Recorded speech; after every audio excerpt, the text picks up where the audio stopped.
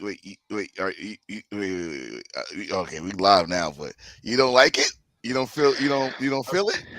I'm not saying I don't feel it, but if he would have brought back the Intercontinental Championship, I'd be fine with that because he did talk about it a little bit.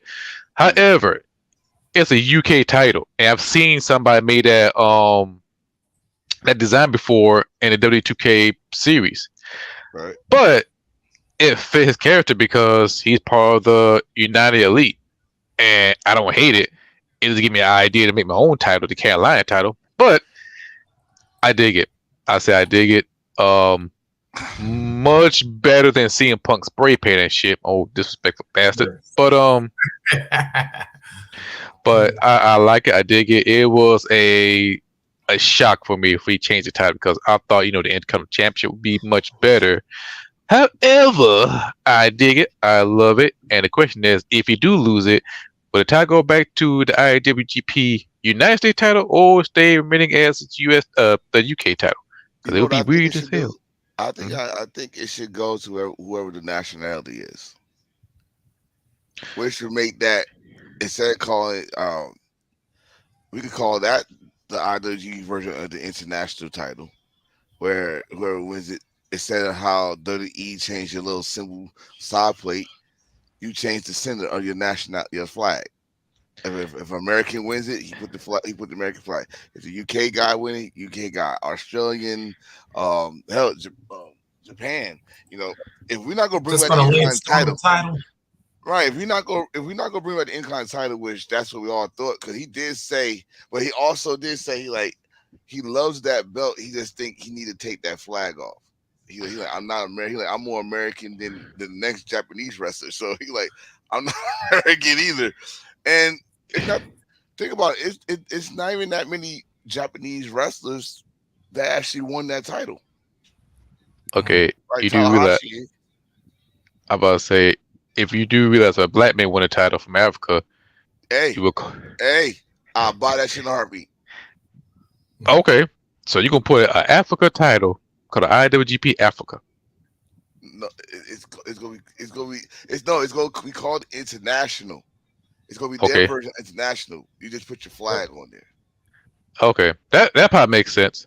Yeah, Eh, you're not.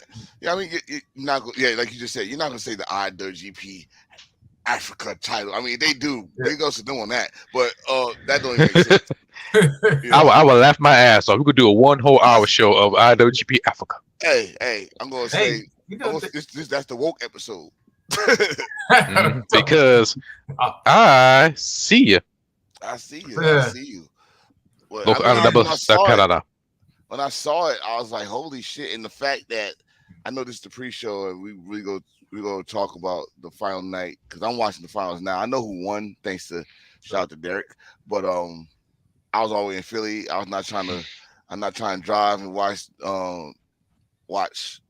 get G1 at the same and time. Yeah. crash and shit because I'm gonna see something I like, and then my wife cursed me out. What are you doing? I had to lie my ass off. Like so, a duck crossed the road. I'm lying my ass off. I was watching G1, and the car flipped 13 times. No, not doing that. But Lord, you gonna pull the harm from Fast yeah, Nine.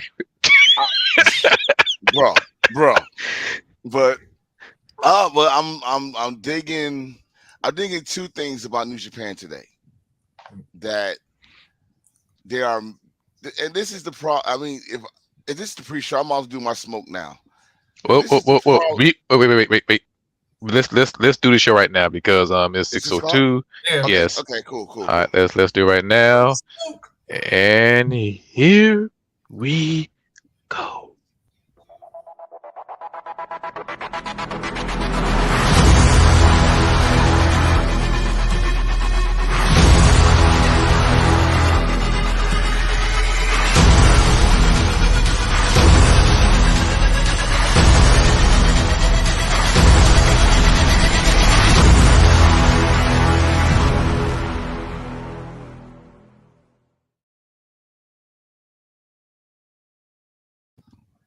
Hello, everybody. This is episode 56, and I'm your boy, Hilo Nato, one third of the Los Economos de Caloranda.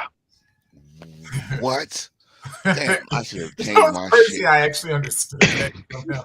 It's yeah, like but I was not expecting it. Like this is like what the second episode he did this shit to me. I was not expecting shit. He does this shit to me. But I'm your boy the enforcer, Mr. Attention Getter. And that's what Alex I am rocking Reese, the original Sunday Night Heat. And ladies and gentlemen, where there's smoke, there's fire. And since I'm obviously heat, that means somebody's got some smoke. Ooh, see this mother. Yes, I got some smoke. I got some smoke. Oh, yeah. Oh, speaking of Oh, championship. Oh, wait. we Because I gotta got have a questions. premiere. I got questions for your title, but when you Yeah, I want to see this because oh you didn't see it? I have not seen it. I Oh thought he was going to premiere because I knew he wanted to show it off for the show tonight. Because you gotta see that. It's beautiful. But I got some questions. I got some questions for Yes. this. I got some questions for this man when he show it. But let's just get this smoke out the way because it's WWE AEW. Mm-hmm. Why why y'all can't do what Japanese wrestling is doing? And what I mean by that is make stars for the future. To this show I'm watching right now is the G1 final. I'm just finishing up. I'm on the final right now, watching Naito and Okada while we're doing the show. And they are preparing us for the future, for the next 10 years. Rita Shooter is going to be your rivalry for the next 10 years. Um, what's my man name? I keep forgetting. For Show. oh no, on the so-called third new Yoda, musketeer, Yoda. Yoda is getting opportunities and looking damn good while he getting. He just pinned Will Ospreay for the new, which we was talking about during the pre-show, uh, IWGP United Kingdom Championship, which we was talking. We gonna get more in that. And he looked good, and he's gonna get a title before prior round Kings Pro Wrestling. And not to mention the other guys that came from excursion just like 4 or 5 years ago. Show Master Wado. The names goes on and on. If I go to Noah, they making stars in Noah. If I go to my friend go like this, if I go to DDT, they're making stars for the future in DDT. Our boy that's in AEW now.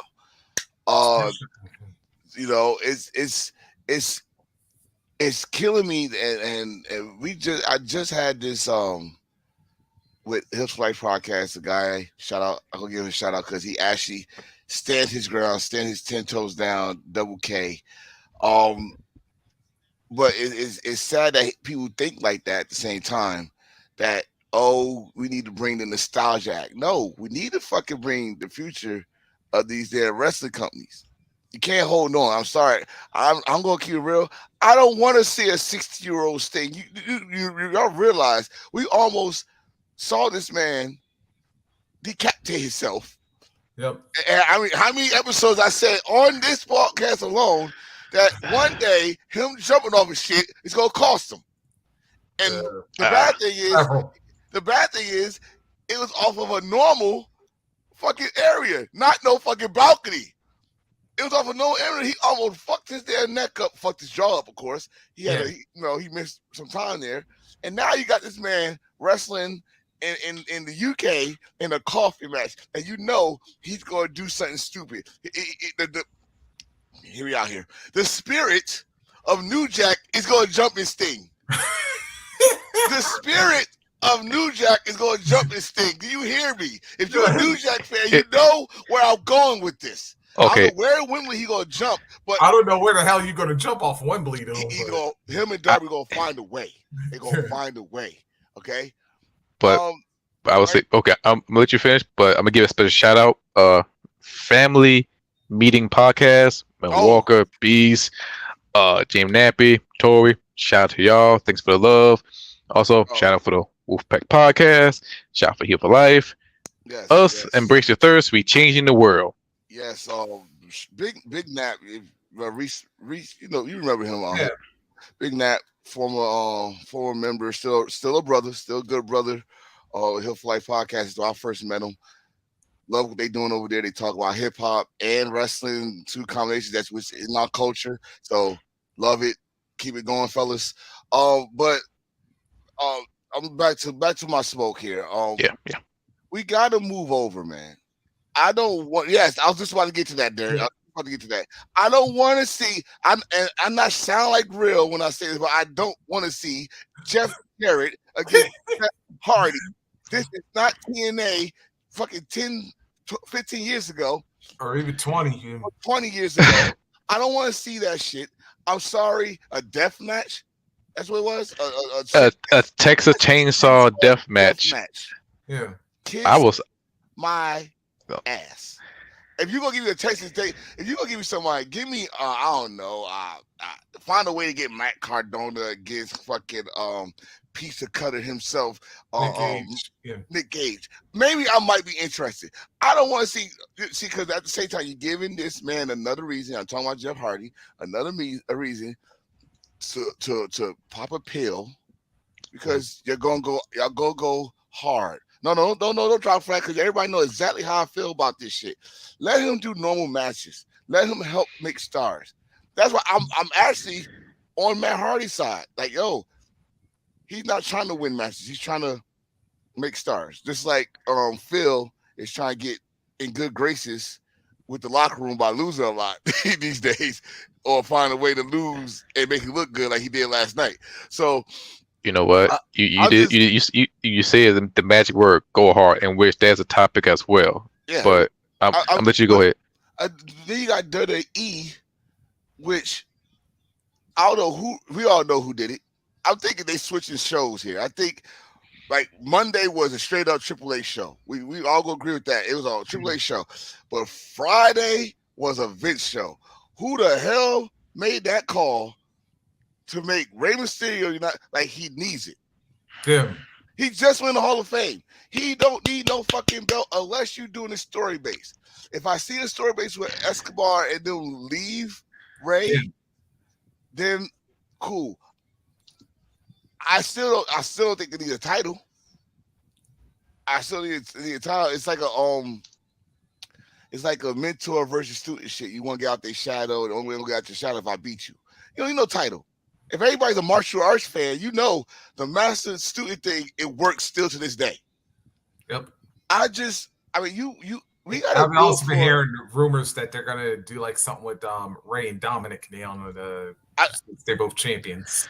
I was thinking of that, but that well, How? Like did yeah, how you okay? gonna do the Ray United Ray States is title against the NXT Yeah. unless you bring in whoever gonna beat Gunther by the time Survivor is gonna make it a triple threat if they gonna still bring NXT like they did a couple years ago. I what I'm getting to is this because we got a good show and I don't want to stick on this for long. You gotta build, and this is something that Chris said for years. I've been saying for years. Reese, you probably said it. Hill, you probably said it. Wolfpack Wrestling probably said it. We gotta build for the future. Listen, nostalgia is good for appearances, not for a fucking match, not for to take time from other guys that have been busting their ass 200, 300 days. And when WrestleMania come, you get the motherfuckers that are already in the Hall of Fame to come take the damn spots. We gotta build for this shit because right now, wrestling is no longer the monopoly. And I really want to talk about something else. If I don't know if it's on the thing because I'm talking about this J thing, but oh the uh, Jigsaw. yeah, Mm-hmm. but we need to build for the next 5 to 10 years. I'm not saying for 20 years because we don't know what the fuck will happen in wrestling in 20 years, but for 5 to 10, we gotta have these guys lined up. Did they do a good job? WWE, I'm talking about with the guys they got for the future. The Austin Theories, the Street Profits, the God, who else? Gunther. Are they doing a good job? I'm gonna say 50-50. Yep. Because Gunther's doing a hell of a job in title. Yep. Mm-hmm. But when it comes to Austin Theory, did he do a good job in his 258 title reign? Now, he pretty much pulled a Mox. He pulled him out. But see, I ain't gonna say that. Wait, flag. I definitely can't say that. I definitely can't say that because he defended it more than Mox. He did because during that time, Mox he was in a jam because don't forget we was in the pandemic because you can't No, no, move no, at no, no, that. no, no, no, No, not no, that no. time, We right? talk about when Oh, the WWE. US Yeah, champion. he was U.S. champion. Oh, the WWE US champion. Yeah, Yeah, yeah. No, no, not Okay, Mox, not Mox. No, no, Mox defended the title during the pandemic. yeah, He was. This is yeah. this is We'll say another this: problem. Dean Ambrose didn't Yeah, defend okay, yeah. Dean that Ambrose. U.S. gotcha. Dean title, but Ambrose. John Oh, Moxley did defend Yeah, his. Moxley. This is what we're gonna tell people. o- People, there's a difference between Moxley and Dean Ambrose. Yes, it's the same person, but Yeah, Moxley is the workhorse. Dean Ambrose is the lunatic. There you go. All right. okay, okay. Now I gotta say something. Okay, okay. Okay, you gotta think back. The U.S. title, or should I say, the Intercontinental Championship and the United States title was not important back in them days. It was just a prop. sadly. It took them maybe Wow. 2 years, 2 3 years, and turn it into a very championship, a very important single title. I want to not call it mid card title because the Intercontinental Championship was a main event for Backlash. But for Austin Theory, he made that title prestige, but not as important like Gunther. When Gunther made that title, he called it the Intercontinental Heavyweight Champion. Austin Theory, he's just a United States champion who defend that title when needed to or when it's important. And he made that title important like back in the ruthless aggression era. That's the only way I could compare it to. Question: Did Go he ahead. did he do it solo? Did he do it with other people? See, this is the thing people gotta understand when it comes to United States title. Gunther, I give we give credit the whole credit to Gunther for the United States title. Oh no, the Intercontinental Okay. title because he keeps. I always it's always a debate, but then people understand when I go with it. I like Miz did the same thing, but with Gunther doing it in a different style. Gunther doing it in wrestling Yeah. itself. Miz did it with promos, did it with anger, did it with a chip on his shoulder, stuff like that. With Austin Theory, I gotta say Bobby Lashley, Mhm. I gotta say Seth Rollins, then I gotta say Austin Theory. Those three collectively made the United States title important for that time reign. Once Bobby Lashley won it from Theory the first time, because that's the Theory that had the Money in the Bank, and Yeah. he was Vince McMahon's boy and stuff like that. That was almost like a damn. And no disrespect to Finn Balor, but you took it off of Damian Priest's hands, which again, Damian Priest had a good run. Yes. Not gonna take nothing from Damian Priest, but it still had that aura that that it's still working its way back to get Prominence. there. Right. So, but when Bobby Lashley had it, I think Bobby Lashley had it, and he was working like he was on TV with that title. He was fighting with that. It was back to being on TV frequently, not just because Roman Reigns and what's the double champion. He's not gonna be on both shows. It had to be like that. Like this is what people. I gotta give people this. I need to understand this. Dirty East still got some type of old school in them. What I mean by that is we didn't see Hulk Hogan on Wrestling Challenge and Superstars every fucking Saturday or Sunday. We didn't see them on the Tuesday Night Titans. That Tuesday Night Prime Time and shit like that Yeah. before it was Raw. Yeah, I think We had probably to the see most champion we saw, like, well, before like Raw became the main show. I think like perhaps the most we saw was probably Brett Brett when he's the champion. or the Intercontinental champion, Macho Man, or Tito, whatever was Intercontinental champion. We saw them the most, unless you had a local station that was showing that house shows. You got to see a Hulk Hogan most of the time on that. But that's what I think. Because yes, do Roman got a part time? Yes, he does. What nobody want to talk about it, so I'm gonna say it. Y'all forgot this man is diagnosed with leukemia. Yeah. you Can know y'all put what? can y'all put We that on, can y'all really put that on the side and say, hold up, can this motherfucker actually do a full time scheduling work? Was that the reason why that shit came back in the first place? Can we am I reaching when I say that?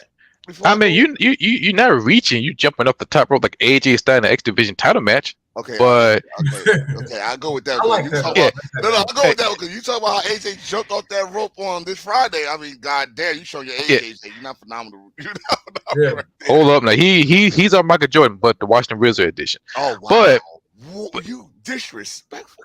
no, if you know, you know.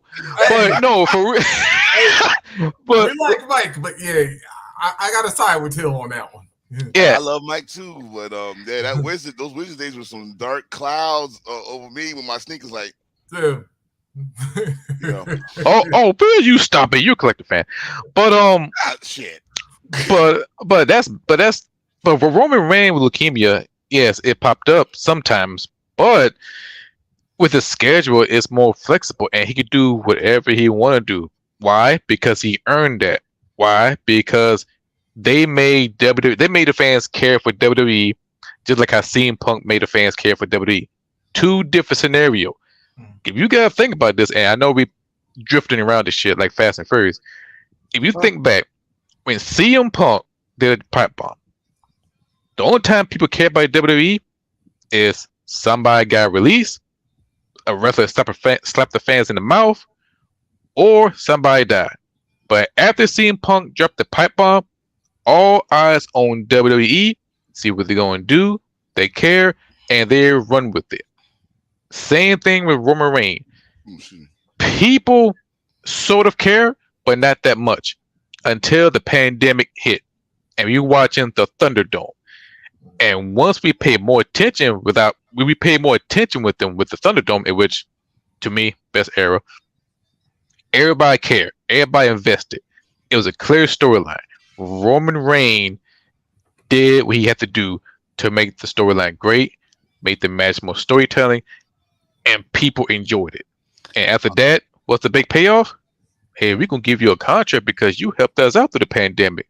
You helped us out to make WWE popular, right next to AEW, and when we got our ass whooped, but damn it, you keep us in the fight, and New Japan as well. So yes, Roman Reigns got a little bit of health condition, but we don't know that because we couldn't tell. But Uh, now he's in a position where he's at right now. He earned it. But there's a gift and a curse. oh The yes. the curse part, we see Sheamus talked about it. We see a couple of fans talked about it. It's like, yeah, we love it so much, but now it's like, hey, it's the time to nip it in the bud. For me personally, if it wasn't for pandemic, the bloodline storyline would not last long. It will last at least 7 to 8 or a year and a half. And Yeah, everybody know that.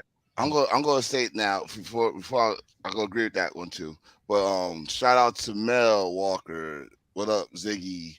Shout out to Nat, Big Nat. We were just talking about you, brother. Um, Mhm. and that's what Nat just said. Nat just said he earned that to be part time. It's just that my thing is what you just said with the pandemic. I give the pandemic huge credit for Roman because think about it. It was like a development for Roman. We all we know for Roman was the big dog, and you know what I'm about to say, suffering succotash and all other shit, and the fans was not giving him a chance. But at the same time, WWE was just stuffing the vegetables down our fucking throat. But the pandemic, nobody's there. It Yep. got organic. It got seasoning. It got this and that. And the thing with the pandemic, this is what I tell you: WWE average for a faction is 2.5 years at best. This shit has been going on for 3 years. They're not used to a WWE faction being this long. It's always a setup for a breakup or someone who's next in line, a la Evolution, Randy Orton, Batista, a la DX, Shawn Michaels, Triple H, Nation Down Nation, Rock, Farouk. You know, someone's about to break the seams here. And then they have these moments in the bloodline, but they just keep on peeling that fucking onion. And like, oh, there's more to the story. I mean, they are really going to try to drag this shit to WrestleMania. We Yeah. already know that. There's no secret about that. Yeah. We just don't know how the fuck they gonna do it now. This J thing, that's what I see. We made it there. We made it there. What about Yes. We made it there. This J thing, like he got motherfuckers, the dirt sheets confused, and that's good. That is fucking good. It got people like Dave Meltzer, Brian Zay, or Ryan, all of them Yeah. confused And and wondering. Alvarez? Right. It got them wondering, like, is this shit for real? Is this shit legit? Because now they're playing with it too. Well, let's remove him off the roster. Let's put him in what the alumni list or Let me Yeah. know. whatever. And it's playing with us. Hell, that's good for wrestling. That is good for wrestling. Where us as the fans don't need to know everything. This is why I said what about the Cody Rhodes thing? It's personal, fine, cool. You answer the way you want to answer it. Cool. The Young Bucks, they answer the way they want to answer it. They're not telling us shit. It's good for us to guess. It's good for us to wonder. Hell, it pissed us off individually. Like, motherfucker, you made this shit and you said no edit and you can't hear it. Oh, you motherfucker. But So I'm not gonna leak it. oh yeah, somebody gonna leak it. But like I said, he kind of told us without telling us. It's TK. But anyway, Hmm. I, I'm so I'm, with this Jay thing from Friday when he said the first thing he said, I'm out the bloodline, like obvious, yeah. But then he said I'm out of SmackDown, like, oh, he going to Raw. But then the mother said WWE deuces. I was like, wait, what? And that's been the talk all weekend The contract. Well, into the finals of G1. But yeah, yeah. Oh God, we're gonna talk about that. But yeah, he said like his contract is non complete clause is up to 5 days before. Well, like James Knapp said, the 5 days before all in pay per view. Mhm. As come on, Jay Uso is a WWE for lifer. Oh I yeah, can't see him. I can't see him go anywhere else now. If he do show up all in which that's a no chance in hell. no. Ooh boy, I'm gonna have a hard time like a damn Fire Heartbeat fans. But Wait. Now, that's not just for Jay. I want everybody to understand this. That is a dual contract. That's Jay and Jimmy. That's why I want people to understand this. Just because he say that we ain't gonna see if we don't see Jimmy next week or 2 weeks. You gotta remember they came in together. They signed they re-signed contracts together. It's not different dates with these two. You know what I'm saying? And I talked to somebody like, oh, all right, night I did it twice. I talked to somebody about this in Philadelphia. Philadelphia, shout out to Philadelphia. Y'all some wrestling fans. Y'all talk all day. But yeah, um I saw it, baby. yes, sir. But someone came to a good point. Like, yo, this is legit. That also means Jimmy is gone. And Jimmy, can you imagine the opportunities, just not just name recognition, but tag team wrestling? And remember, in WWE, the Usos and New Day. I might have to put Street Profits too during the pandemic. Held Yeah. the tag team division. Pretty much the Usos and New Day definitely Yeah. mm, held that tag team division, right? Can you imagine the dream matches you could get with the Usos? In fact, they won't even be called the Usos outside they probably call the Fat Two Brothers or Yeah. the wife, the Samoan Dynasty, pretty much, right? yeah. And can you imagine the dream matches if this is legit?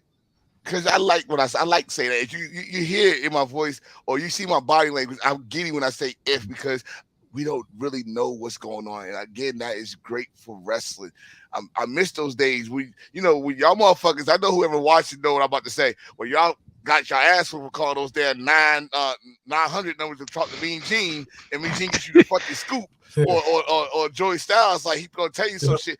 No more of that, you know. Eugene, You know, but I'm thinking this, and I'm thinking this if it's or legit. hell, even with JR in the Ross report. Right. In my Oh mind, yeah. I'm putting like, all right, stop act like I know everything, which I don't. But if it's legit, the possibilities is out there for them. It's not like, oh, they ain't gonna find the work because AEW Impact.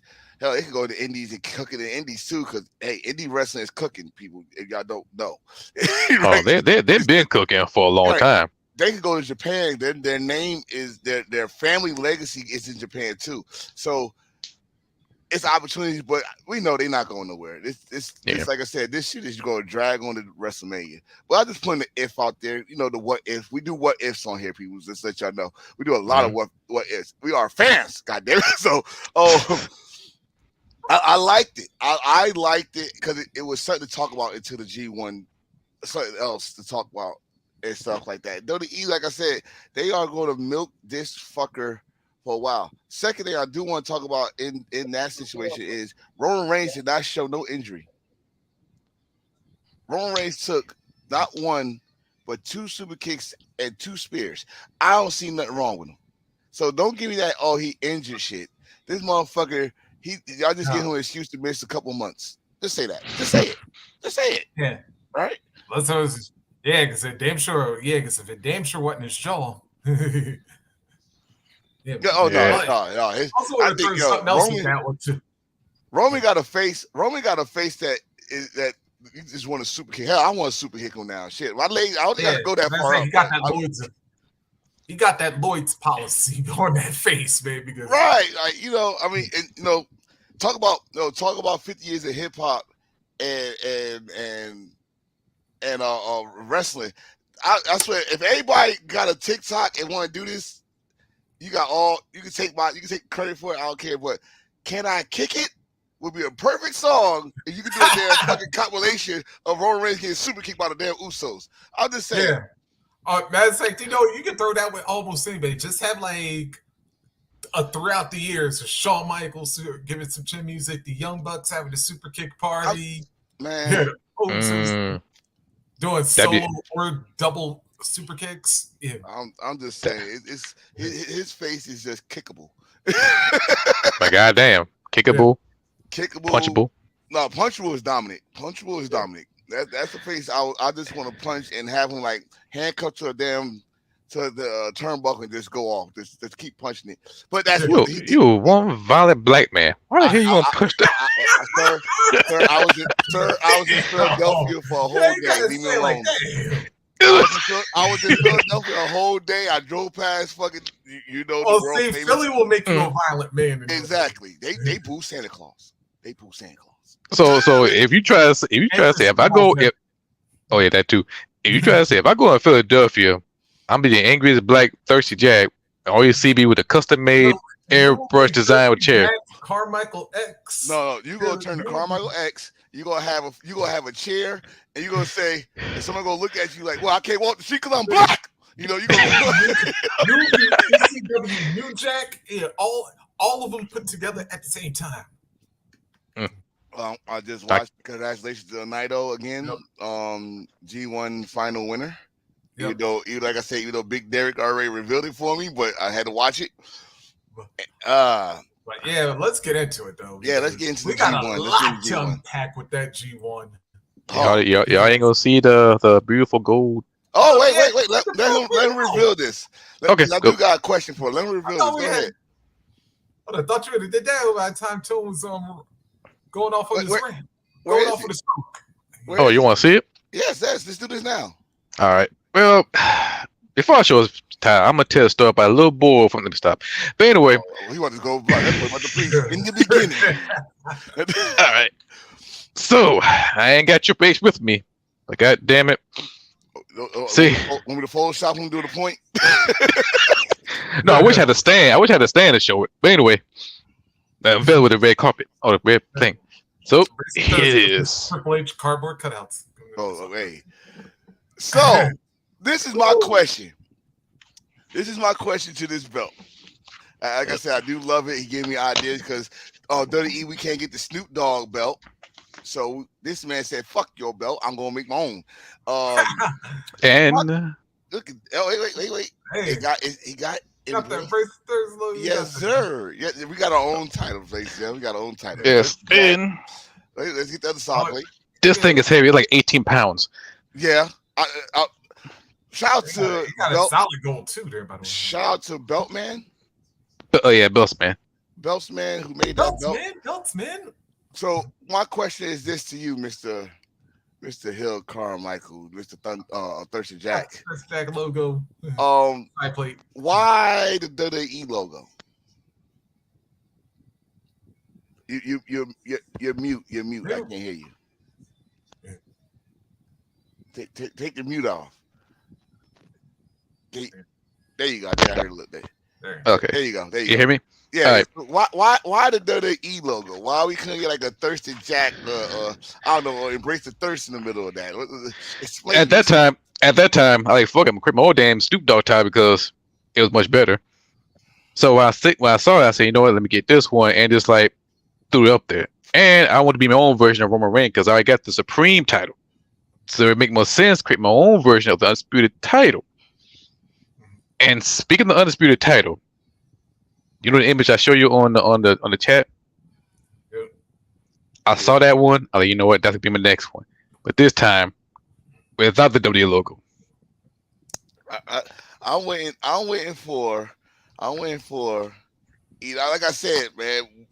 Let's let me and Reese know we get the trios title. I mean, let's get it going. Let's get it Oh, going. the trio title's next because I think I've seen two different. Well, I've seen that version, but I saw the tag team title from what I saw on Twitter. That looked hard. But it's kind of like the SmackDown tag team titles, or should I say the WWE tag team titles back in the Ruthless Aggression era. But we can throw a little design with that. But the one I sent you looked much better. I think that would make perfect sense. Yes, yes. So what y'all just saw was the Embrace the Thirst Hill. Oh, is that what we gonna call it? The new Thirsty Attack title, or what we Yeah, doing? this one got the United logo, Heavyweight Championship. Yes, yes, and this yes. thing is 18 pounds. I'm not bullshit you. I mean, just curl it up. You'll get Yep. cut. You know, just do like 20 curls a night. You're gonna see Hill like Championship this. curls. Let me tell you something, brother. This is gonna get in. The, So the head with 10-pound goal. This is an 18-pound goal. there you go. I mean that shit looks sweet though, and the fact that he put the pictures of he was making it and shit. So I'm as you know, I'm on the group now, so I'm watching his work. Again, ideas, but I just gotta get his Yes. price. That's all you know. Oh yes, and got a little blue colors, and now that got the little South Carolina logo. Look at this, man. South Yeah, Carolina. nice. My grandma will be proud. All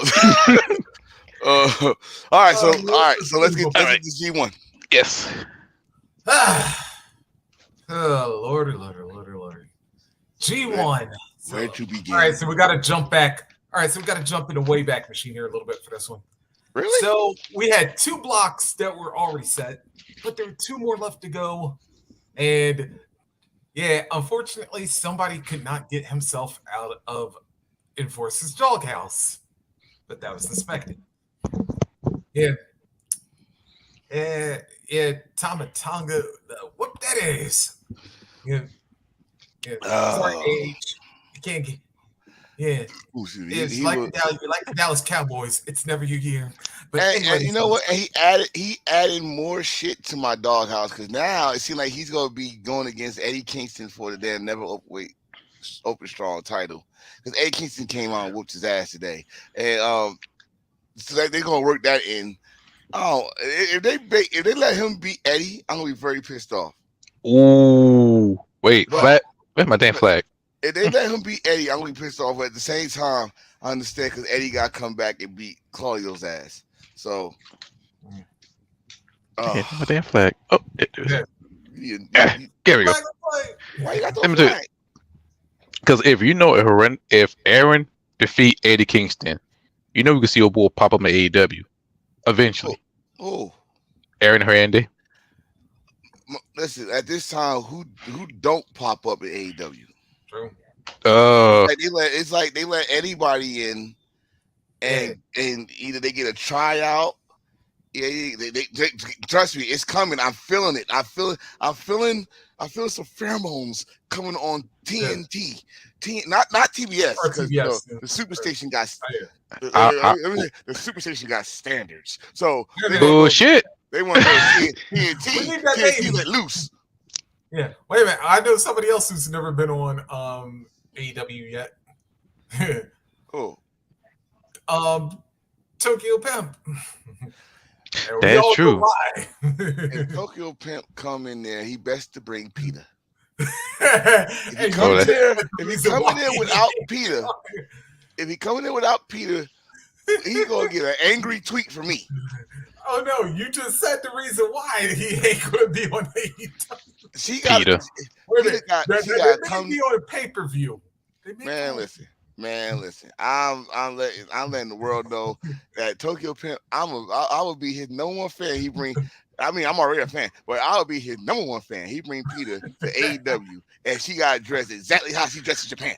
She got to. Why I gotta think be that dude from Players Club? I just want to take you home, be safe. Now, wait, don't run off of me. That's different. Why? God damn it! I can't. That motherfucker. I make sure you come home every day. Wait, what? that was creepy. That was creepy. But No, that was all right, legend. That was legend. Go ahead. yeah, it was. Back to what we were talking about. Hmm. Yeah. But then we had this whole little headache of who was going to actually make it out of Block C. So, first match, we had Shingo and Evil go at it. Yep, when you're in, lose you're out. Evil winds up winning that one. But then we had Finley versus Kingston. Now, this one, yeah, had a little bit of a twist because if Kingston won, Evil actually won the block. But that didn't happen. Finley will wind up being the winner, so he will win Block C. And then, if that wasn't enough of a headache, then we go to Block D. And all Jeff Cobb, you only had one job, Cobb. Just win your match, and you were in. But no, this man gets a double count out. Yeah, which by the way, trust me, out of all the things we saw that could have possibly happened, that was the last one. And why do I bring that double count up, y'all? Yes, please Because explain.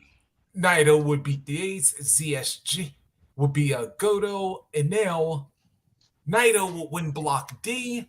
ZSJ would get the final spot in the tournament, which means Jeff Cobb, yeah, he found himself from leader to outside looking in. I'm so tired. Oh, you know what? If it's one negative I gotta say about New Japan, I'm so tired of what y'all doing to Jeff Cobb. It's sickening. Y'all know Jeff Cobb should at least have a title. I started just like fuck it. I don't care what title. If it's that ugly ass television title, if it's the KO what The KOTD kid, title, King I of Pro don't King of Wrestling. Pro Wrestling. I don't care what title. Jeff Cobb needs a title because that dude is fucking awesome. Jeff Cobb is awesome. I mean, I've known Jeff Cobb as what's that dude from Lucha Underground? Master. I I know, Yeah. I'm not butcher the name, but yeah, I know you're talking about the one of the mask dude kill people. Matanza. Matanza. Matanza. That's not got introduced Jeff Cobb. Then I start following his shit like PWG and all that shit. But y'all, I mean, y'all fucking up right now. Shit, he should have won. He should have went to the finals. What Last 2 years year. ago or last Yeah. year? He was I think it was undefeated. last year. No, 2 years ago. That's when he was undefeated. He was undefeated until he faced Okada. Y'all made Okada super senior, and now then I didn't put him in the conversation last year, which he should be a favorite every year. Point blank, not because he's a big guy and all that shit. This dude is awesome and stuff. So I'm just disappointed. A double count out. I'd rather him lose. I'd rather him lose than get a double count out. That's like a sneaky way to like. Yeah, we kept him strong, but no, They protected him for something else, I don't. and I don't know, but I think they got plans for him. But if it ain't for the KOPW championship, it'll be something else. Probably a 6-man tag title, or give him the opportunity at AEW for the international title. Ziggy called Jeff Cobb Bronson Reed 2.0. No, the hell we not. Oh God, no, no. We not gonna call him by no slave name now. No, we not. No, in the name of ham sandwich. No, the fuck we not. You called him, man, you call him Jonah Reboot, really, Zig? What? I mean, that shit is funny, but um, so we Yeah, I got had yeah. so we had Naito block winner. Yep. Zack Sabre Jr. Got in pretty much snuck his way in. I Yeah. wouldn't say snuck his way. He won some Well, good he damn won matches. his way. But, yeah. Yeah, he won some good. He didn't sneak his way. Yeah, if Yano would have made it, that's what I would have said stuck their way in. Well, Yano, he was just doing what Yano does every G1, just cause havoc and chaos and shit. But so excuse me. So the final four was set. Yeah. We They just were had doing to to figure out. the quarterfinals again. Yeah, the quarterfinals was set, and it was interesting though. It was interesting. Yeah. I want New Japan, I call him bullshit on one thing. Mm. Why y'all had y'all world heavyweight champion lose in the quarterfinals? That's one thing I was pissed off about He was because undefeated the whole damn tournament. I now again, I did And say the this. blocks. I did say he had the weakest block. They Mhm. had the weakest block. You had like what four debuts in the G1, Yeah, I think like mhm, 4 or 5 56. debuts, and you had one guy that I think he was in the G1 last year. That's it. Yeah, So he had the weakest block, but at the same time, you made your champion look like a NFL team that got the bye week and lost to the fucking the lowest so possible basically, yeah, team. he was the Peyton Manning Colts. I Yeah, was I was gonna say he Hey, was he did lose it. Hey, Manning did have some times when he lost. no, no, When he was one of them. I was gonna say he was he they made him look like the damn New Orleans Saints, and who beat him? Evil, and made Evil look like the goddamn Seahawks, the 7-9 Seahawks and shit. And I was like, God, Uh, I mean, but then again, it's Evil, and yeah, he was not gonna win that shit straight up. But and not to but mention, think about it. Out of anybody, who has more history against Sonata or eh, with Sonata? evil. that's what I was gonna say. But since he beat Sonata, that should be a title match. Yep. And two, which probably a King Pro Wrestling, and two, the history. They're former tag team champions. They're former World League tag winners twice. So Mhm. they got the history. So if you go there, I get it. And Not plus, to mention, since one they on broke one, up, yeah, not even when they was tag team, 1-on-1, Sonata got Evil's number. So that's that'd be a good match story wise. But yeah. it kind of still made him look weak. Like I said, Sonata's title run has not. It's bad timing. Like That was a shitty you way to get lose. yeah, yeah, it was like you get the title right before Dominion. Then your first challenger is someone who just came out of excursion. We don't know how he is, blah blah blah. Not to say it was not a good match. It was a good match, but then your first title finish was against Time Bomb, a junior heavyweight. Then your next title finish was against an excursion guy. Then the next title defense was against Jungle Boy at the time, Jack Perry. Mm. Now, which started Jack Perry rise to hillship. Um, and but that's it because now you got to worry about the G1. And I said he had to have a strong G1. It started off strong, but it was a shitty way to end it. And Shitty way. I would have had him as the semis. To be honest with you, he's a champion. He was this close to history. Again, I don't know. Reese, back me up here. How many champions won the G1? only two. Yeah, Damn. it's He close. Muda and Sasaki. I think were the only two that done it. He was this close to history. Well, he'd been the first world heavyweight champion to Yeah, win. Yeah, and other two was heavyweight champion, but Mm. Sonata could have make the. I'm sorry, I yeah. I'm watched still DT. saying, but He, regardless, Hey but yeah, Zig, but I'm sorry, man. I'm sorry, Zig. I say this. Sonata could have been to make history, be the third man to go coast to coast with the tournament and pick his own opponent. And if he would have done it, he would have picked Tachi because they were part of the Just Five Rebels. What the hell's a drunken tag match? I'm sorry, I'm watching DT, but no You surprise. asking your question. If you hear anything from DT, just enjoy it.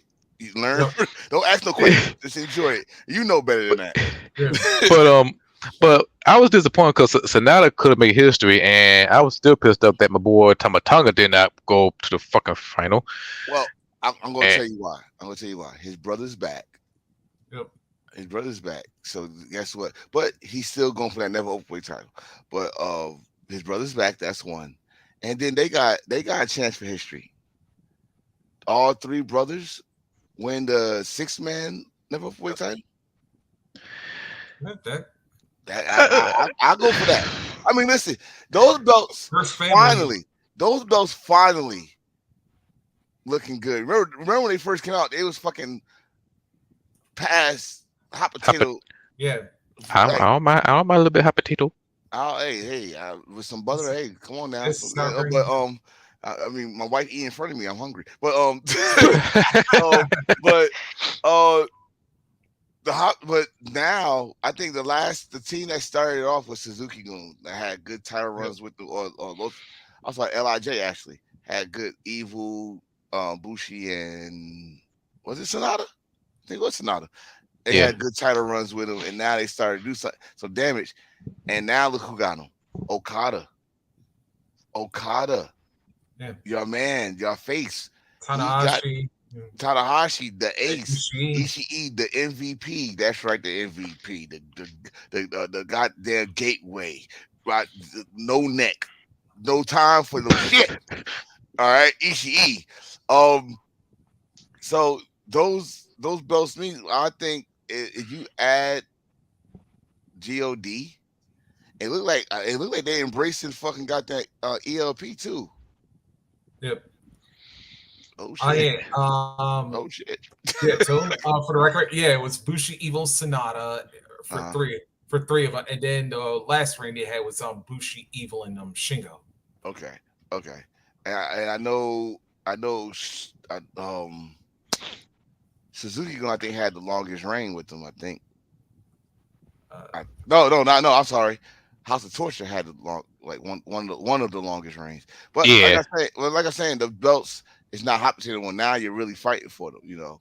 And again, thanks to the pandemic. You know, um, but I think that's what they're doing. I think they're gonna save them for the World Tag League. And I think they saving God's either get a tag team title match. I ain't say run a match because now the tag team in New Japan looking good too. Tag team division looking good. Not perfect, but for the World Tag League that's coming up, and it looking good. Because the last couple years, the World Tag League has not looked so good. I mean, it's been okay. Not good, but it's been okay. Well, I yeah, just thinking like depth Super Juniors better. yeah, like depth wise, it was Uh, not good. Like then they start putting makeshift teams in there and shit. Now it looks good, but we're going off course here. But that's what I think they're doing for Tom. That's why he's not in the final eight or the big eight. I think they're getting ready for tag league for him. Yeah, and one more. Yeah, one more thing. Actually, believe it or not, yeah, longest run for a champion for the 6-man Mm. champs. It was actually Ishii and Bishamon. yes. Yes, that I would just say. As I said, thanks to the pandemic. Yeah, That's when he first got his first ever title in New Japan. yep. And he loved those shits. And he's like, I'm not giving. I want The them. They're not 450 going nowhere. days. Yeah. Mm-mm. Yeah. They had a longer run with them than Phil did with the WWE Championship, but that's another story another time. Um, Wow. Are you serious? yeah, we went there, folks. Yeah. Let's see. Also, we had Okada beat ZSJ. Yeah, it had Osprey defeat Finley and Naito defeat Hikuleo in the quarters. Wait, that'll be who? Hikuleo. Oh yeah. That was I was kind of scared for Naito at first. Like they might push this motherfucker over Naito. Hey, if you lose to him, boy, you got I a mean, lot of shit explaining. I'm again, but that's what I was saying earlier. New Japan is trying to make stars for the next 5 to 10 years, Mhm. and I had no problem with that. But Naito, I know a lot of people was upset with what we gonna talk about a little later, but with the Final Four and stuff like that. But um, Naito was my choice because the story with Shanada. Yeah, So for Yes. sure. so if he was not gonna win, how was you gonna try? I mean, if Naito's not gonna win, that means Sonata is not gonna be champion for long, in my eyes. There's nobody else perfect to go against Naito. Yeah. I mean, Although, Sonata is Naito. like I said, if you want to have Sonata have a signature win, I Naito mean, can try to do it, especially on Wrestle Kingdom. Yeah. his signature win go be against Evil. First of all, Oh yeah. his signature win right now was against Okada, a person he barely beat. He only beat Okada once. Mm. Once, that was in the G1 a couple years ago. So that was a signature win, and he beat him for the title. But signature title defense, oh, he got to go through his history. He already beat Time Bomb, so now he got to beat Evil. Yep. And I don't know. I don't know. For the past couple of years, the winner of G1 actually won the title at Wrestle Kingdom. It used to be they didn't win that Wrestle Kingdom. Then So Man, you gotta keep that shit. You gotta keep that tradition going. But for this situation, I'd rather see Sonata win because ever since Sonata left Lij, there's a lot of heat coming from that motherfucker Shingo. I wish I was surprised he didn't win, but Naruto's the only one who was cool with it. But Shingo, that's the guy you gotta look out for down the Shingo road. Shingo was pissed. Yeah, I just said earlier, Time Bomb was pissed. I don't know how Bushi felt about it, but I said this. I said this while I was watching the Naito Okada match. They are really coming to what's his name, Yoshi. They really come together with him. Like you watch the 8-man tag where he beat Osprey, but um, yeah. but Yeah. they actually like smiled, and like you don't see Lij smile that much. Like they cool. They the cool kids on the block, So you don't really see them smile that much. They were smiling. I was like, oh, look at these motherfuckers. Look at this shit. But I'm not going this far, but Naito got a history in New Japan of people turn their back on him. Mm. He, Tokyo Pimp did it. Oh damn, the whole Chaos did it. You know, uh, shit, Evil, Sonata. He got a history of motherfuckers turning their back on him. Yeah. Why not the whole damn Lij do it? Oh Yeah. Lord, if he do that and Naito be like, damn, I got nowhere place to go. It's some bullshit. Yeah. Technically, can we really call Sonata turning his back on him now? Because Yeah, because he's sort of because he left like kind of he didn't do it violently. yeah. He do it violently. If that's what you're going with, but at the same time, it could hurt.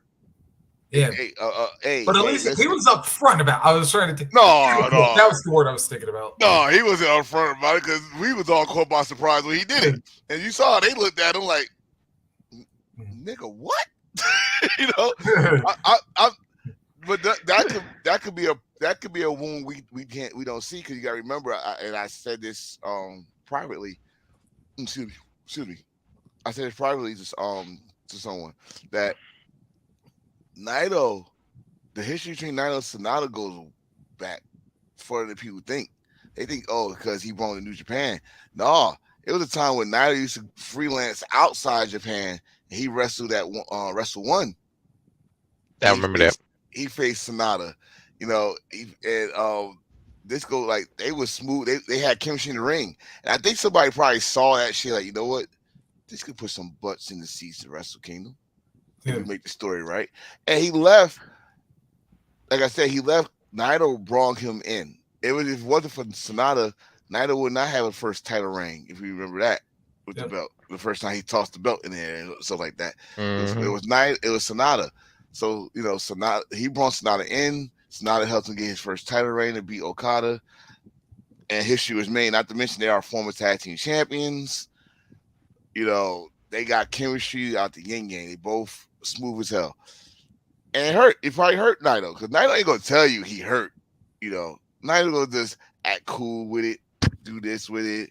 But when they would face each other in those 6-man tags, we saw some stank in those drop kicks from Naito.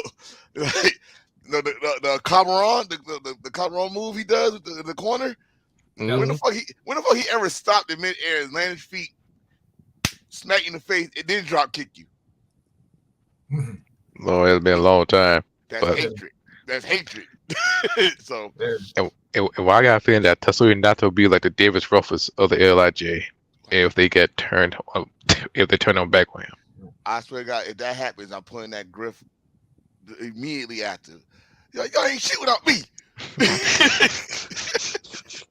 Man, You know, but that's cool. I mean, that's the story I'm going with. That's the story I'm going with. So if anybody else would have came out, I hate to say it, it would have been Okada. yeah, Oh my Um, god, I would be not, pissed off, and I would say DT is the best goddamn promotion in Japan. Right next to honestly, Noah. but honestly, I would love Osprey in it. I would have loved it, but there's no story there with him with Sonata and Osprey. I mean, The title. Osprey could make anything a story, yeah, Yeah, but it's not there for the main event at Wrestle Kingdom to yeah, make us do the those vignettes and all that shit to yeah. Because I think make like us Sonata feel. Osprey only I interacted like once, I think, right? Uh, Well, at I least mean, one. if you want to go with the history of when Sonata was United States champion, there you go, the other Japanese guy that had the United States title. Yep. Uh, when Sonata was not champion, he could defend it against Osprey. Oh no, Osprey hurt him. Osprey hurt yeah, him. Yep. that should have been the story because Yeah, that the could have been the title story. he lost, both of them lost the title, and now what like a year now, both of Yeah, them switched over. yeah. Osprey used to be IWGP World Heavyweight Champion. Sanada used to be a champion. Both got injured. Now, full circle, They got the both got the belt. title. They got Tie the for belt. title. Boom! That's a goddamn storyline right there. But Yeah. somehow, some way, they didn't fumble this lay up because we got another storyline. I mean, Naito, Naito and Sanada. but this is the beauty about Japanese wrestling. We see it now. They see it two 2 months ahead of us. Like they got their shit perfect, and Like they got the vignettes. they'll bring it. Yeah, they'll bring it full circle somehow. Right. One thing I like about New Japan, Noah, hell, even DDT does it sometimes. As I see, they got videos, and they know how to cut those shits, edit them, and make you fucking see the story connect. You know what I mean? Again, as I go, if I use a line, any line from MJF is Japanese wrestling helps you feel the story. You know, invest in the Yep. story. So that's why Naito was the right call. But Yep. the people that they had in these quarterfinals, I wouldn't mind if Zack Sabre Jr. would have beat Okada. I Oh would yeah. I would have mind that. I would have mind. Um, no, actually, I'm lying about what I'm about to say, so I'm not gonna say it. But I did enjoy Osprey and ELP. Oh, that's the match of the year. Yeah, that's at least one of them. And who else we forgot? Um, oh, and Finley. Yeah. I Yes. like I like that match, but I knew Philly was not going because then you're doing the same you're doing the copy and paste shit. Oh, he's the new leader of Bullet Club, so he should be in the final like y'all did with Jay White and before then Kenny Omega and stuff. So don't want to copy and paste everything. But Yeah, I'm although it might wind up happening next year or year after. maybe if I mean Finley Finley opposite of what he used to be was a good turnaround. I'm not gonna come in front. I did not see this version of Finley in him at all. At all. I think on here I question Yeah. him being Bullet Club. Yeah. And I'm a man. I told you I'm a grown ass man. If I'm wrong, I'm wrong, and I was wrong. I did not see it in him. So Nah, you Uh, think like, and especially when you gotta live up to your pops legacy and whatnot. And we right, all know how bad Fit was, but like actually take something and be your own dude. That's like, like all he brought with was the shillelagh. yeah, That's it. Like when and you nice get, T-shirt. like I want him. I want him next. You know what? Funny shit. I said this shit too. Like now you got the attitude. Now you got the shillelagh. If you come out with that fucking leather jacket with the shoulder pad, with the football shoulder yeah, pads on Oh it, yeah, Lord. I'm gonna go to fuck. All right, that's it. He's completed. He's done. He's the that stay like that.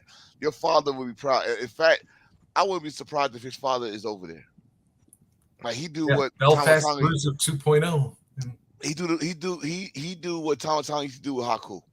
Bring him over and make him Bullet Club. I wouldn't mind that. I wouldn't mind that. Just for like a Hey, little. actually, Fit would be a good fit. No pun I, intended. especially this the, version, the the War Dogs and shit. But sorry, Chris, I gotta take your line. I digress. But yeah, I mean, some of those matches I just didn't see. I didn't like. Yeah, I know these guys not be the final four. yep. I am surprised at I was not mad at not did I say Junior? Oh yeah, yeah. yeah. He won his, but he faced Okada in the final four, right? Oh no, it did not. Okay, that was a quarterfinal. Okay, so Okada Quarterfinal. beat. Yeah, Okada beat Zach. I don't know what it was Okada and who in the final four. It was Um, Okada and y- Evil. Okay, yeah. okay, yeah. I as much as much as much as I was mad about Zack Sanger not being Okada, I was more upset with Evil not being Okada. Reason being is look at the story you got there. Evil, Naito, Yep. you had it. That's another story right there. Like, yo, this Yeah. guy that turned his back on Lij. He beat Naito for the double titles. Even Oh, even though great. even though we don't like the title reign that much, but Evil is the former champion Mhm. Hmm. and stuff. So there's a story there, but I get it. There's a story with Okada and Naito too. I get it. Yeah. I get it. Well, that's the thing with like New Japan is that you have so many stories that you can connect, like each and every time. Like basically everybody has a story with everybody at some point. Oh Well, yeah, almost It, everybody. I if mean we went full circle, we could have had Will Ospreay against Okada rematch within the same Yep. tournament. Well, which I think, man, that would have been a rarity right there. Yeah, it'll be a hell of that. No, I think that'd be the first actually. Yeah, a That'd be the rematch back to first back. a rematch within the yeah, same tournament. yeah. That actually, you know what? It would be a first, I think. And that's where the United Empire was born. Was it G1? The history. Yeah, you're right. Yep. It got stories within the Final Four, but boy, they would have had fucking Okada against Osprey. That match was fucking good for 30 minutes. So you gonna get 60 minutes for that in the finals? 10. Mm. Not to say, like I said, not to say Naito and Okada was not good because that shit was fucking good. I mean, I was And watching. It was good. also Naito Osprey's match was That Oh, was that gotta be part of match of the year. It gotta be that was yeah, you could either way, Osprey or Naito, I would have been happy with. yep. And well. but then let's get This to the main matchup with that one because yeah, that's like little history actually made by Naito as well. He tied Yeah, with can you my guess what it hero. was? He tied with my hero Chono. Not No, the he one. didn't. I'm sorry. No, he didn't. Nah, because yeah, Naito's only won 3. Yeah. Naito became the first man. Yeah, Naito. Wait a minute. Damn, I need a Paul Heyman join up here one day. He became the one in 4-1. Yep. Because remember, He beat Okada Naito. was Naito. undefeated in G1 finals Oh, until this morning. wait, Naito won 4? Or I mean, not Naito. No, Okada Okada. won 4? 4 Yeah, G1s?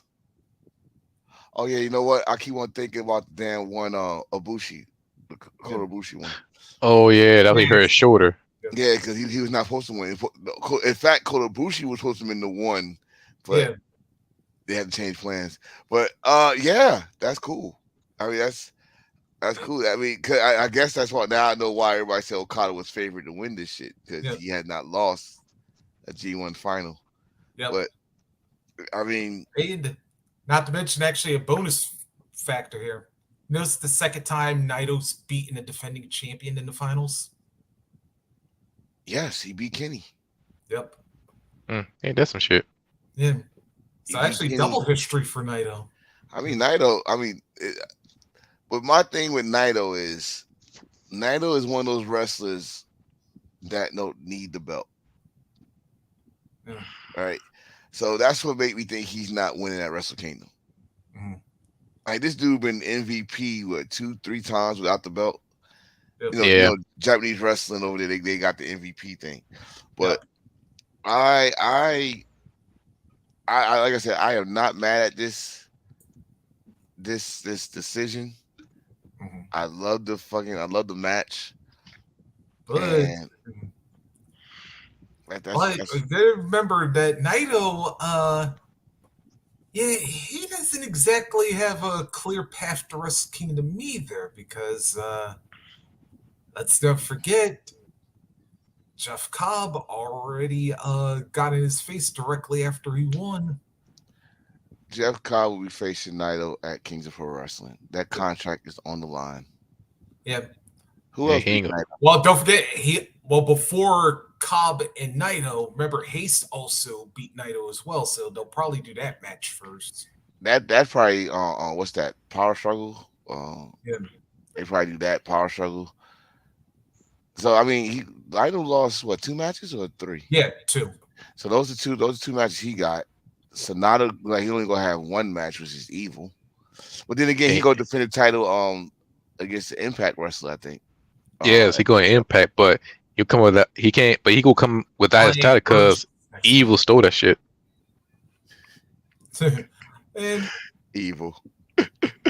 always still Um, two sweets. I mean, he just stand by his fucking name, Evil.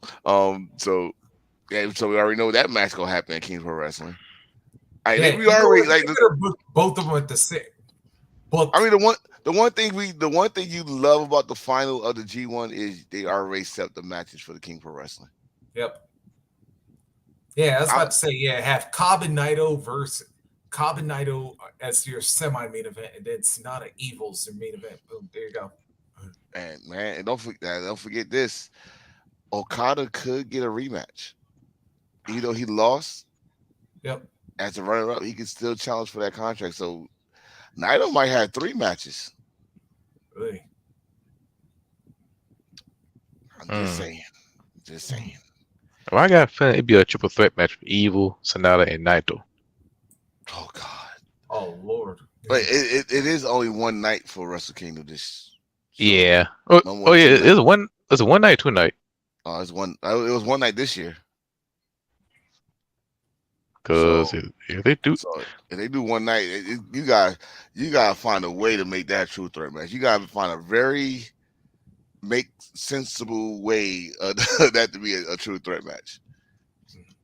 So cause we never see a triple threat match for IWGP World Heavyweight Championship or pretty much a triple threat main event at Wrestle Kingdom. Not well, never. not it was not called Wrestle Kingdom yet, but it happened on January 4th Oh, with our favorite guy, Brock Lesnar. No. oh yeah, Brock, Akebono, and Chono. My hero Chono. I remember that. If and people, if you want to know why I say it like that, because that's how I don't want to fuck with his name. So it's my hero, Chono. I always fucked up when I was a kid, so shut up. And plus, It, not to it, mention, not to mention, he's a great hero in general. yes, he's it, great. He's awesome. That dude And introduced us to NWO Japan. God damn it! what was it? Toka? What was it called? Tokan or something? There. In What his boot? His mafia boot? No, the show you were talking about. My No, it was Tokan something, but it was like yeah. I know That, festival was the year before. Yeah, because Tokan Festival Wrestling World '05. Hold on, wait. it's a lot. They do a Damn. lot. They're doing a lot now. I think they getting ready for they did it already, but I think they're gonna do another one all together. Oh, So I'm not took even sure. Shido. Took it. Ah, Took on Shido. yeah, there you go. it's yes, it's one night because I don't see no other date. This January 4th. Yeah, That going back to that because they say it's hard to find a venue for Yep. the New Year Dash that's at the Wrestle Kingdom, and it's usually at Kurgan Hall. So Yeah, they're gonna do that. They're going back to that, which they should. I mean, honestly, I don't know why they did 2 nights. Business. Because remember, they did Olympics in Tokyo 2 years ago, and they try to bring more revenues, economy yeah, for that. That's why they're doing it. See, yeah. we like. Plus, not to mention they were trying to recover for like whatever they lost during the pandemic. So, Hmm. Well, okay, yeah. I just know one thing. We all know why the other company did mhm. it. Yeah, Copycat. No, that one. That's one. Then you also gotta say their show be like 10 hours long. You guys place that shit out. yeah, Like, oh yeah. Lord, yeah, rest. Especially after WrestleMania 35, and Oh my god, it was like 1 o'clock in the morning. Jesus Christ! yep. But anyway, um, I'm gonna go home. right. I want to go. Oh, I felt bad for Chris. Yeah, Not Chris. God damn it. What's my man from What Culture? Um, uh, that's Simon uh, Miller. yeah, Simon Miller. Yes, I feel Simon bad Miller. for him. Okay. He was in New Jersey at the 12 o'clock. That's not good. That's not yeah. good. That ain't usually good before 12 o'clock, but that's another Exactly. story another So time. the monkeys come out at Oh Lord, people, As who a the fact, ski you know mask. what? Nah, because y'all remember that? Yeah, since we was playing some old school music. Yeah, y'all remember that's where you really get where it face come out at night. exactly. Face come at night. And he found that out when they was leaving. I'm like, man, I feel so sorry for him. But yeah, are we done with the G1? We done Yep. with the G- what That's we it. got next on the agenda, my friend? Uh, yo, let's go to Jey Uso because yeah, Yes, We gonna finish Jey Uso off. yeah, he ain't from going nowhere because he's a dirty lifer. He ain't Yes, he going is. nowhere. yep, Yes, he is. I feel like this. Now I say that, and sometimes you can't. Sometimes it's some people you like. Oh, I can't see him nowhere else, and then it's weird to see him somewhere else. yep. Um, No, I was like that was Jay is right. Yeah. Jay is not. I mean, Jay. The only other place Jay and Jimmy, because I gotta tell y'all that Jay is not just Jay, it's Jimmy.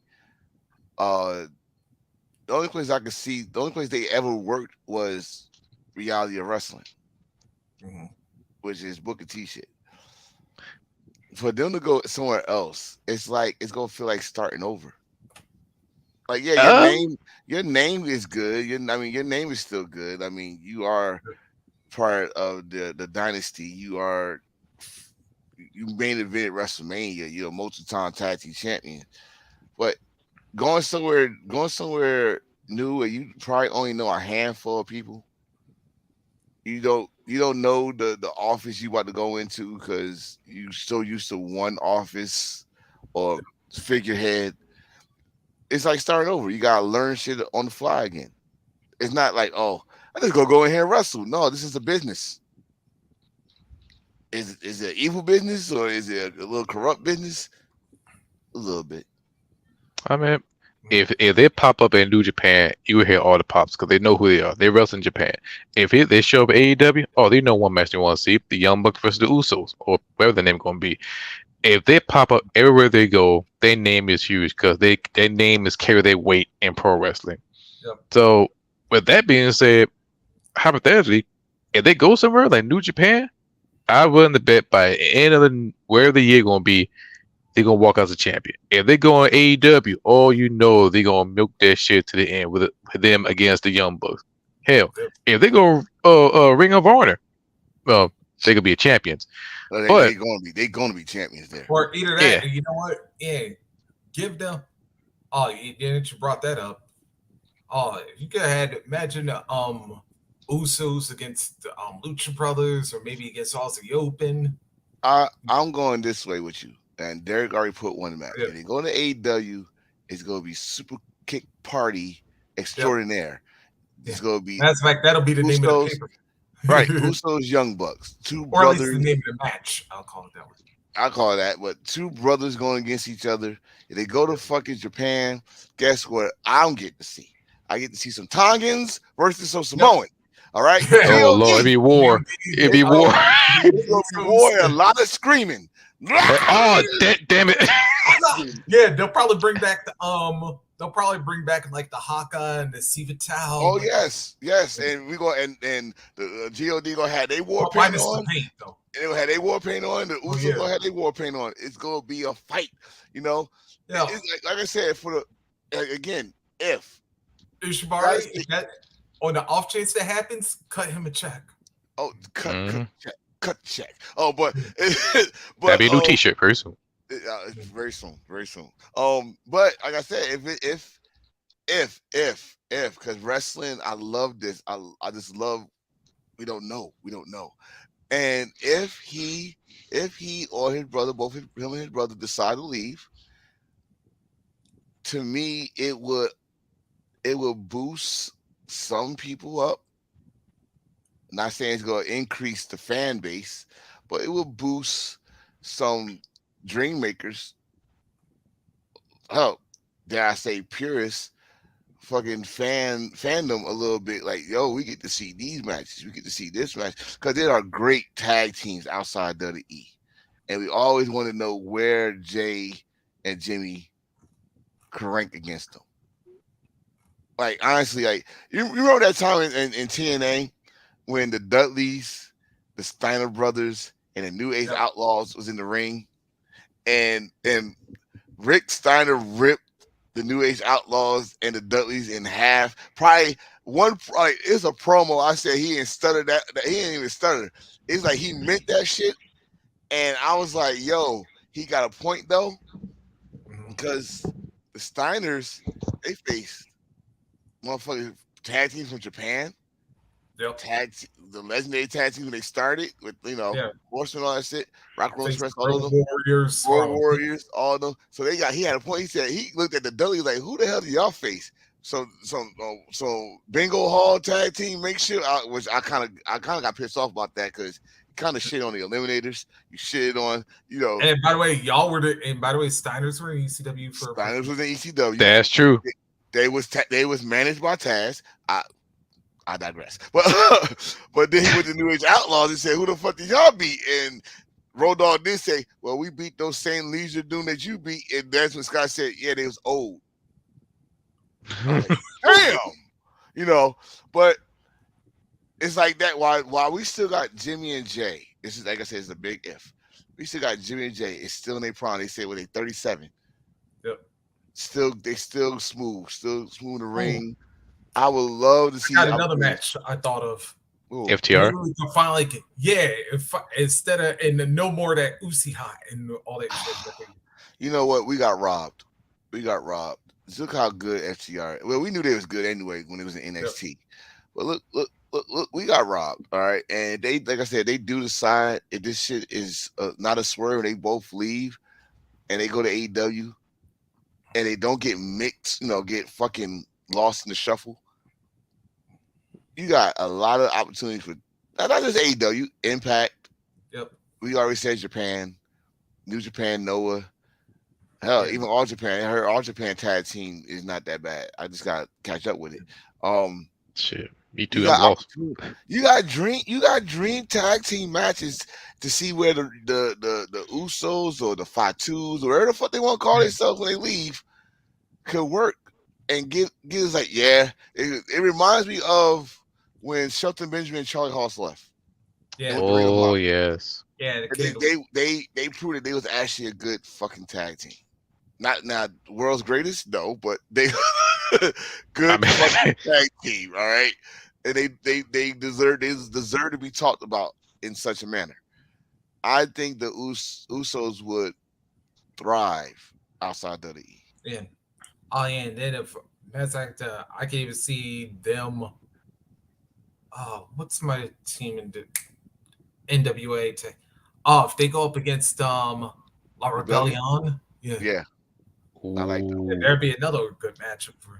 I like them. I like them. I know my boys with them Vampiro and his old ass. I love Vampiro. I love Vampiro, bro. He can still go. We see him in Triple Mania. Oh yeah, Triple Mania. Yeah, he can still go with a fucked up neck. Yes. That's Yes, actually he did pretty good. Yes, like I said, his yeah, he did a pretty decent performance in Triple Mania this last month. Oh, cool. I didn't even see that. Yeah, I didn't see. Only saw one match. So yeah. I Trust me, didn't the see the whole only one entire who thing. worked. Trust me, the only one that was worked on. I actually no, I can't say that I because heard QT. I heard QT QT against and some. yeah, Yeah, QT and Pento is actually pretty yeah. I good. heard that was It good. and QT is a new Latin American champion. Get the fuck out of here. Nope. I am bullshitting. He is a champion. Yeah, Okay, okay, that man can Soprano. get heat. That man can get heat anywhere. Okay, Soprano. Good job, Soprano. That's what I call him. He dressed like dressed like Soprano. But yeah, but that's really. I think I said enough for Jay Yeah, earlier, so I don't really have much more to say about yeah, Jay except for I love that we're not talking about Roman Reigns. yeah. We're not talking about if they go push So LA Knight or not or blah blah. We're talking about Jay Uso. Like we're talking about the Usos. Period. Like is this legit or is it not? And I love it. I love it. So yep, We're gonna that's wait all. and see That's till yeah, all out, all in. yeah. oh, yeah. See, they come out. They come out. Oh, If man. they come out all in, I'm gonna. I might do a thirsty damn Jack on Facebook. What the fuck?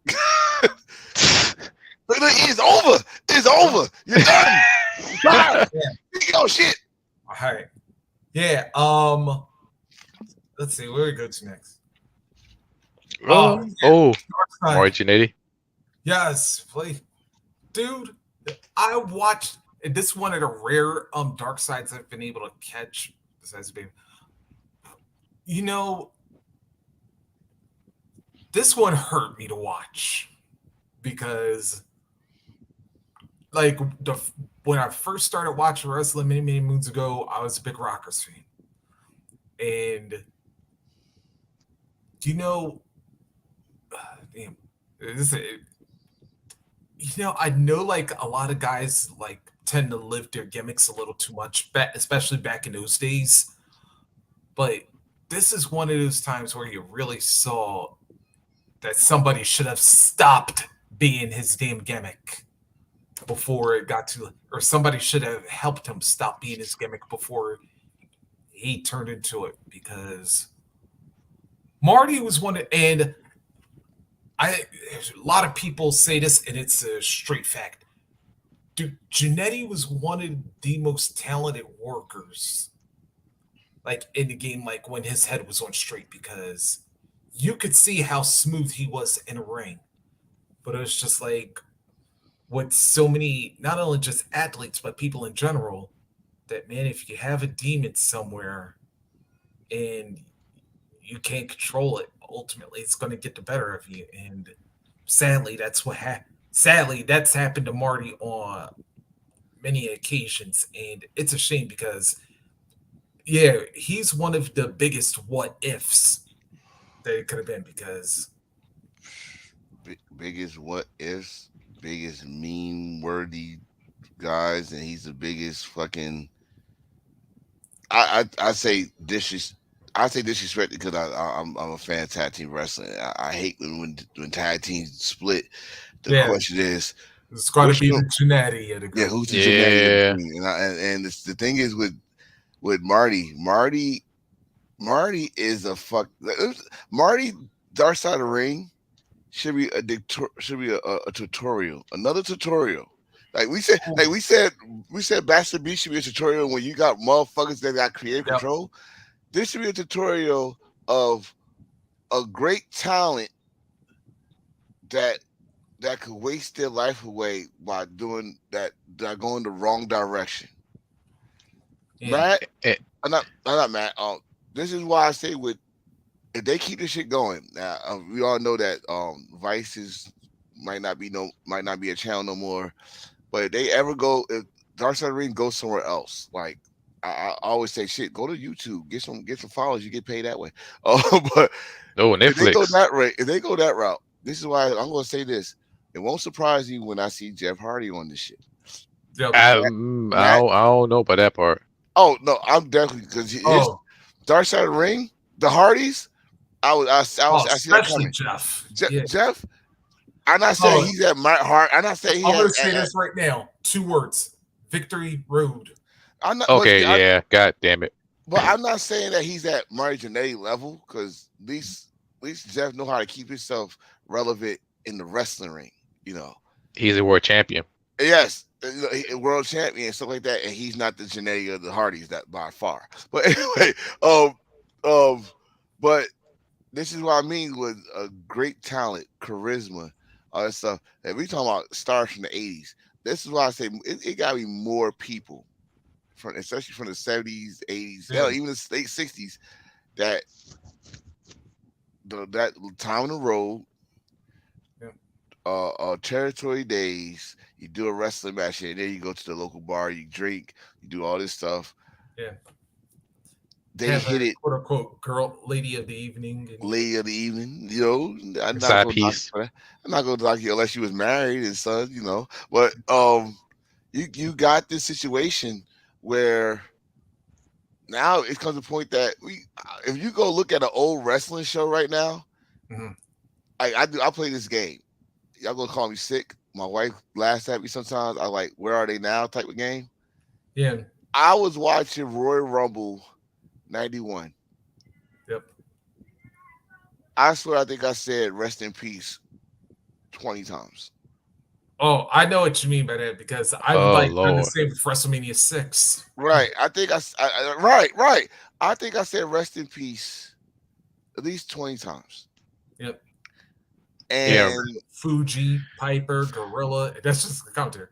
right, and then you got, Warrior, Macho, and now Cody, thanks to the Junkyard Dog Freedom. episode, I gotta think like, who else was doing shit and knew how to hide it well?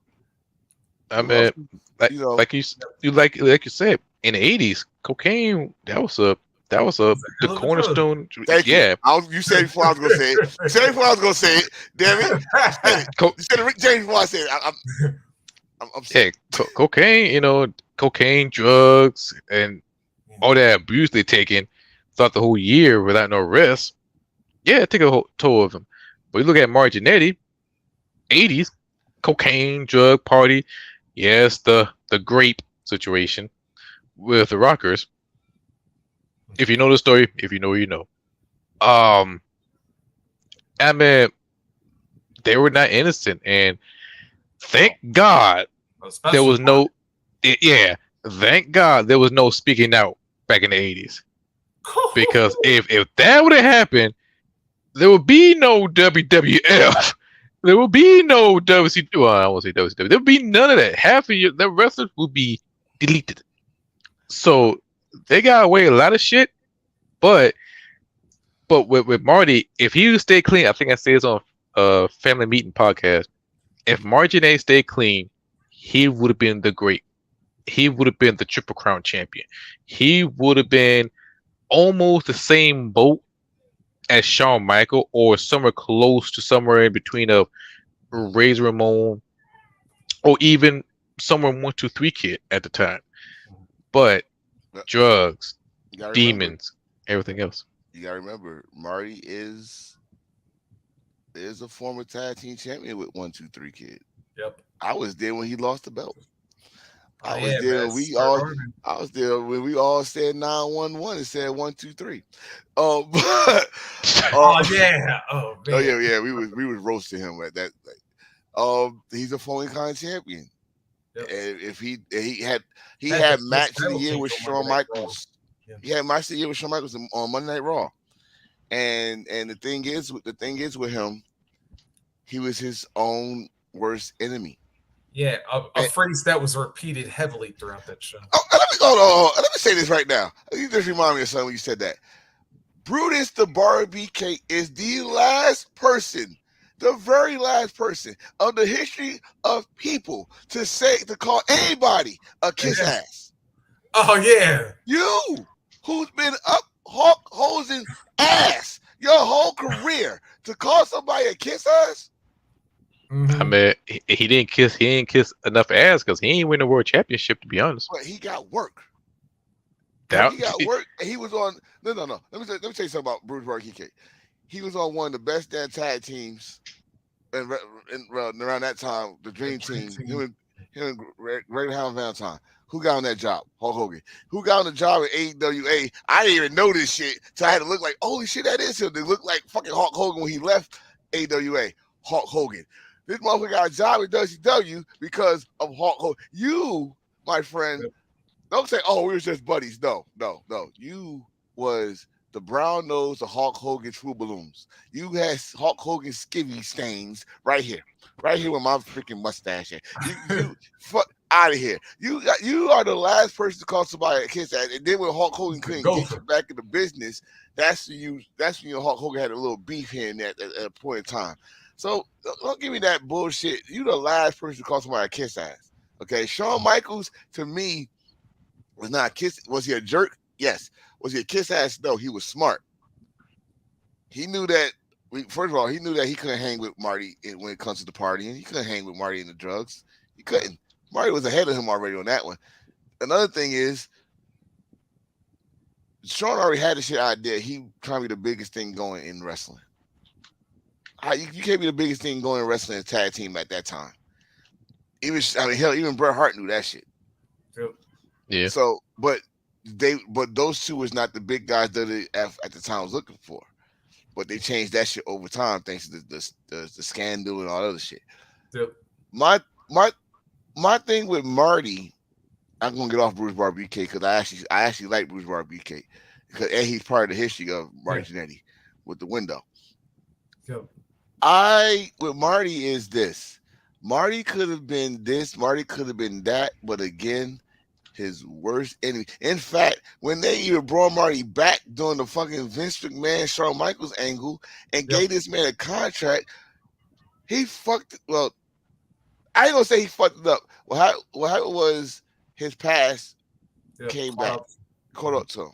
He was on house arrest or something. No, he was on probation still, and something happened with fucked up his Yeah. yeah Oh right. no! No, it was even before that. It was during the Rocker reunion. Yes. Right, I don't, and like I said, he didn't do nothing like fucked up. Yeah. So it's just his past came back to haunt him and stuff like that. But he like to call it GAT, Oh guys, God, amusement toy. Oh yeah. whatever. Take responsibility. I was surprised that some of the people that they got on it. Pat Tanaka. Oh God, you Damn. got Pat Tanaka. That's my boy. Yeah. Pat Tanaka. You got Yeah. One of the dudes from you got dude from Bad Conduct. Company. Yeah. Um, you had I said Bruce and his wife. You had Yeah. Al Snow. Yeah. Oh Lord, I forgot about the I, New I, I. Rockers. Yeah. But the footage that they had when they went overseas, Oh, helping that bike and he crashed into people. Yeah. like, I mean, honestly, no one didn't think about doing intervention. No Shit, Well, one, he run they, off. they probably tried, but it's like at the same time, it's like hell. Again, this is like even though they were kind of getting out of it by that point in time, but this is still like Marty living up his gimmick, like and usually for worse. I mean, I'm still worried about that damn man missing shit. That's Yeah. and you're not go. And the thing is, forever that is a new urban legend. Yeah. So Marty's name is going to be forever known now as an urban legend now. Not for Yeah. his wrestling, for his Facebook, and maybe this is we could say social media was not a gift for him; it was a curse. Yeah. Like Well, hell, matter of fact, that one really like, I won't say she was coked out, but that one really chick that he oh god, that she was looked his don't yeah she looked But He anyway, looked like yeah, doo that's doo. what she said. Like 90, yeah, she said like 90% of Marty's shit, you can't really believe it. right right. But I tell you Just this, shits and giggles. I tell you this though, I tell you this. Marty's what they did talk in that episode. I kind of pissed off that Marty Janae's contributions to today's wrestling. Mm, Like I understand it's dark side of the ring, but you gotta give this man his props for the contribution. Like that style of wrestling is still going on today. That everybody calls spot fest. Y'all forget the Young Bucks is dressing like fucking Marty Jannetty. Yep. and the Rockers. They actually call him the mentor. Like every time they see him, they make All, sure they take a picture with him and all that all stuff. shit. You think about it. You think about how many. Yeah, and then when you talk about throwing like double super kicks, Double Rockers super one of the kicks, first doing it. Yeah. double Mhm. top rope maneuvers. Yep. Like, remember what Sherry Martel said a long time ago? They used to use action figures to blueprint what they gonna do in the ring. Jim. Yeah, You they know, were ahead of the game before anybody else. And Like, then hell, even if you're doing like a double team with just only one guy in the ring and one coming off the top ropes, another thing, Rockers. right? Rockers, rockers, and everything, bro. I mean, even though they got screwed out the damn title, Yeah, damn rookie. because no, the ropes broke, so they had to fucking delete the damn match. But there is photo that they had the WF titles. They beat the Hart Foundation. Yep. And plus, got the full video of it too. Yeah, I mean it's out there, hmm so you might as well count it and just say they lost at a Yeah. house show or something like that. But it's it's it's a shame. But he, like I said, in record, Yeah. he is a former tag team champion with 1, 2, 3 Kid. Mm. So he could have had success with hell, he could have had success with WCW. Yeah. yeah, but you gotta remember NWO Well, no, and he was a cruiserweight though. So he went in as a cruiserweight. Well, we know why he's Yeah. cruiserweight, the pounds he lost, but he did this. Remember he had a move called the The Showstopper. showstopper. show. Yeah, the Oh yeah, rocket dropper became the showstopper. Right. I now that part I didn't know. The one that he did the rocket stop and the dude broke jumped and Oh, the Chuck I Austin incident. Yeah. I totally seen that. forgot about that. And Now, I think you know what I'm going to tell you what I think that's where Marty really got screwed up. well, yeah, when you are you already partying too much, now Yeah. you taking it for different reasons. Yeah. Yeah, that could have went another way. So And broke people's neck and shit, and fucking up people's careers, and it's really messed him up because he never fully recovered. But he tried to find work, and then this I know that wrestling needs some union because Yeah. he still got some fucked up ankles to this Oh my day. God! Yeah, because I Look still like a damn sliced Subway bread. Like his leg is fucked up though. that shook like that. What's that fucking commercial? Jimmy John's from yeah. Jimmy, Jimmy Johns. Out there, Brad Garrett. Yeah, we love it. walk around with a damn busted up bread. I Oh don't my know. God. Yeah, that thing That looked like yeah, you that know thing looked like you put like a pound of cement on it and it never dried up. Mm. he's all and that's why that's the one thing. If you go to a convention like WrestleCon and you see all the greats, Yeah, Marty Jannetty's one of them. Marty yeah, Jannetty's one of them. You see him out there, and man, it just don't like you as a kid. You look at these guys as a kid, and then you look at them. Look at what they did, the bikes and all that stuff. yeah, Marty Jannetty, I think I might even shed a tear. Like yo, this the dude that used to do the. Now he could barely walk. You know, yeah. is it from Those wrestling or is it from the And drugs? That's the like I that's the said, question. I would tell you the line that really stuck for me, and that brought that bringing this part up. It's like when you heard his doctor said, "Yeah, what's Marty's pain like?" It's like he's a 12 on a good day. And I'm thinking, like, damn, if that's a good day, what the hell's a bad day then? 14. Oh no, To, shit. hmm, I don't, I'm I, like, I, I don't know. I don't know, hey, but that's that episode. Now that was the last episode of the season. yeah, yeah, season finale. So my question to y'all, hmm, because y'all, I don't know if y'all watched all the episodes this season. What is the breakout episode for this season? For me personally, I think Junkyard Dog, Bam Bam Bigelow, yeah, the WCW Bash in the Beach, and that's is a lot more deeper.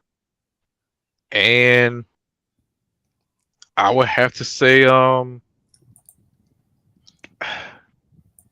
I want to say Chris Cadino and Sonny, but it has been well documented. But I would say Junkyard Dog, WCW Bash in the Beach, and Bam Bam Bigelow. Those three is breakout. But Marginetti, we knew half of this shit. Oh man, yeah. I'd say for me, there's like so many ways I could go with this one. Um, for me, Magnum TA because I really didn't get to see his career before I started getting into wrestling. Mm. So that would be one. The Matt Bourne episode. Ah, Yeah, yes, I forgot about that. Yeah. yeah. Especially when you saw his career outside of the doing character. Yeah. Of course, JYD definitely. Abdullah, Bam Bam. Yeah, there was a lot. Yeah, like I said, there was a lot of like interesting episodes to that one. But Yeah, if I had to narrow it down to just one, I'd probably say the Matt Bourne. you know, Narrowly over JYD. Just this narrow. that see this season, I learned something. Like I never thought JYD was on drugs. Mhm. I never thought that. Hmm. I learned that Abdullah Busher had no education at all, and that's why he all these leadership. I thought he was just trying to be a badass and said, I ain't paying nobody shit." No, this dude couldn't read. Yeah. You know, um, Matt Barn. I didn't know he was really sick. I knew he was like out there, but I didn't know he was really sick in the head like that. You know, alcohol, drugs, all that stuff. Um, now Oh, I think I'm gonna say this because I watched it. I and the biggest what if in wrestling by far in the history of wrestling is Magnum TA. yeah. Yeah. If Magnum TA didn't get in that car accident and became Oh no, dude, NWA he was at least going to be 5-time world champion, or maybe listen, even three with extended runs. I'll say that. that dude was it. All right, I watched Magnum TA. I Yeah. watched Magnum TA from when he came to the Superstation. Like Oh I yeah. learned You about think him. about it. Like he I had the, like I said, hell, Magnum was a good point because he did kind of have that Tom Selleck thing going on. so he had the stash. Yep. He had the curly mullet. He knew was big. He knew how to talk on the microphone. He knew how to work. He tell stories in the ring. Yep. Dude, Why? Okay. Why you sound like Mister from Color Purple when you say that? what? He know how to speak. He know how to talk. He I know mean, how to he show his did. teeth. I mean, I mean, if, I, if we talk about listen, man, listen. If we talk about everything that supposedly makes a champion in wrestling, Mhm. he had it. All Yeah. right, and I'll use that old JBL adage that he always says about Orton. You built somebody from the ground up. Magnum TA was the Magnum guy. TA was built to be the NWA champion. Like when they was trying to make Lex Luger champion because he looked like the wrestler of the '80s at the time. You know, the Hulk Hogan's that they never had down there, the Hmm. blonde hair, the muscles, all that stuff. Magnum TA was straight up built as a prototype NWA World Heavyweight Champion. And Dusty was all for it. Rick was all for it. Rick wanted to drop the belt at the Bash Yeah. to Magnum TA. Yeah. He was And personally grooming Magnum. right, he was already like, all right, let's see how he do with the United States title. Dude was great with the There's United that. States title. Yeah. Tall. Yeah. Both Tully and Arn even groomed him. They was ready. They was ready for him. The stars was the limit. And this motherfucker with the love of fucking cars, he had to get the fastest car in the 80s and go down fucking goddamn Route 17 or probably went down fucking 85 and going crazy and shit because he's in Virginia or whatever and hit the fucking road. I mean, and let's say this, he wasn't drunk. Yeah. Let's Right. get this out there. He wasn't drunk, so it wasn't drunk driving. He just he's addicted to speed. Just like God rest his soul, Paul Walker. But that ended it. There's no comeback. There's no taking no Yeah. bumps. There's none of that. And he tried to stay in the wrestling business. He really did. But Yeah. when you are a bona fide wrestling star and you want you want that the adulation of the wrestling fan and stuff, and you can't get it by announcing. You can't get that same thrill like you get when you walk down the ropes and wrestle and stuff. You can't. So I understand that, and the fact that he was at one of the Virginia Championship Wrestling indie shows, and I missed it. He was down and I missed it. It sucks like hell. So and they taped it. The episode was down here in Virginia. Fuckers, I could have been on TV. Well, he's the biggest what if in wrestling history, right? Like I said, but every episode I learned something. What it said, even with the Chris Candino, I learned even more that he could have just stayed home or stayed in Florida or drove to Jersey instead of flying. If he would have done that way, Chris Candino would have still with us, guaranteed. Yep. That's true. And I And forgot. Adrian Street. it, Adonis. Yeah. I mean Donis. Yeah, Adrian Donis. I forgot about him. I, His story. I won't say it was a breakout, but it could have been a lot better. Um, I would say that wasn't weakest episode because it could explore a little bit more of him. only thing about that episode is just for people to remember who he was. One thing about wrestling, we could talk about Bruiser. We could talk about Bruiser Brody. We could talk about Abdullah Busher. We could talk about Macho Man, but no one ever brings up Adrian Dollars. Yeah, Donis. except for when Piper cut his hair at WrestleMania 3. Yeah, they don't talk about what this dude was a former tag team champion with Dick Murdoch. They don't talk about his run in AWA. But West with Jesse. yeah, with Jesse, But dude was a badass, bro. He was a badass. And he even they said what character you want, and this dude choose the most outlandish fucking character. He said, "I'm gonna make it work though," and he did because anybody that want to do a flower shop side by Piper's Pit, that will not fly today. Yes, it will. No. Listen when I say why I won't fly today. If you are a straight guy, Yeah, portraying LGBTQ. playing, they go they go come at you. I ain't talking about the community as a whole, but um who's ever into the funds, the fund of LGP, and they would come in and go on the cancel culture shit. He's making a mockery of no, it would not fly today because he was straight. But I mean, if you like Yeah, Sonny it's kind of Kiss, like the whole thing with Billy and Chuck. Like, right? Remember all that? Oh, Oh my god! So, oh, yeah. it got people talking though. But yeah, I know you're talking about. but if you go with like someone that actually is in the community that actually is trying to make moves like Anthony Bowen, Sonny Kiss, uh, uh, um, what's my man name? Fred Oh, Dawson. Fred Dawson.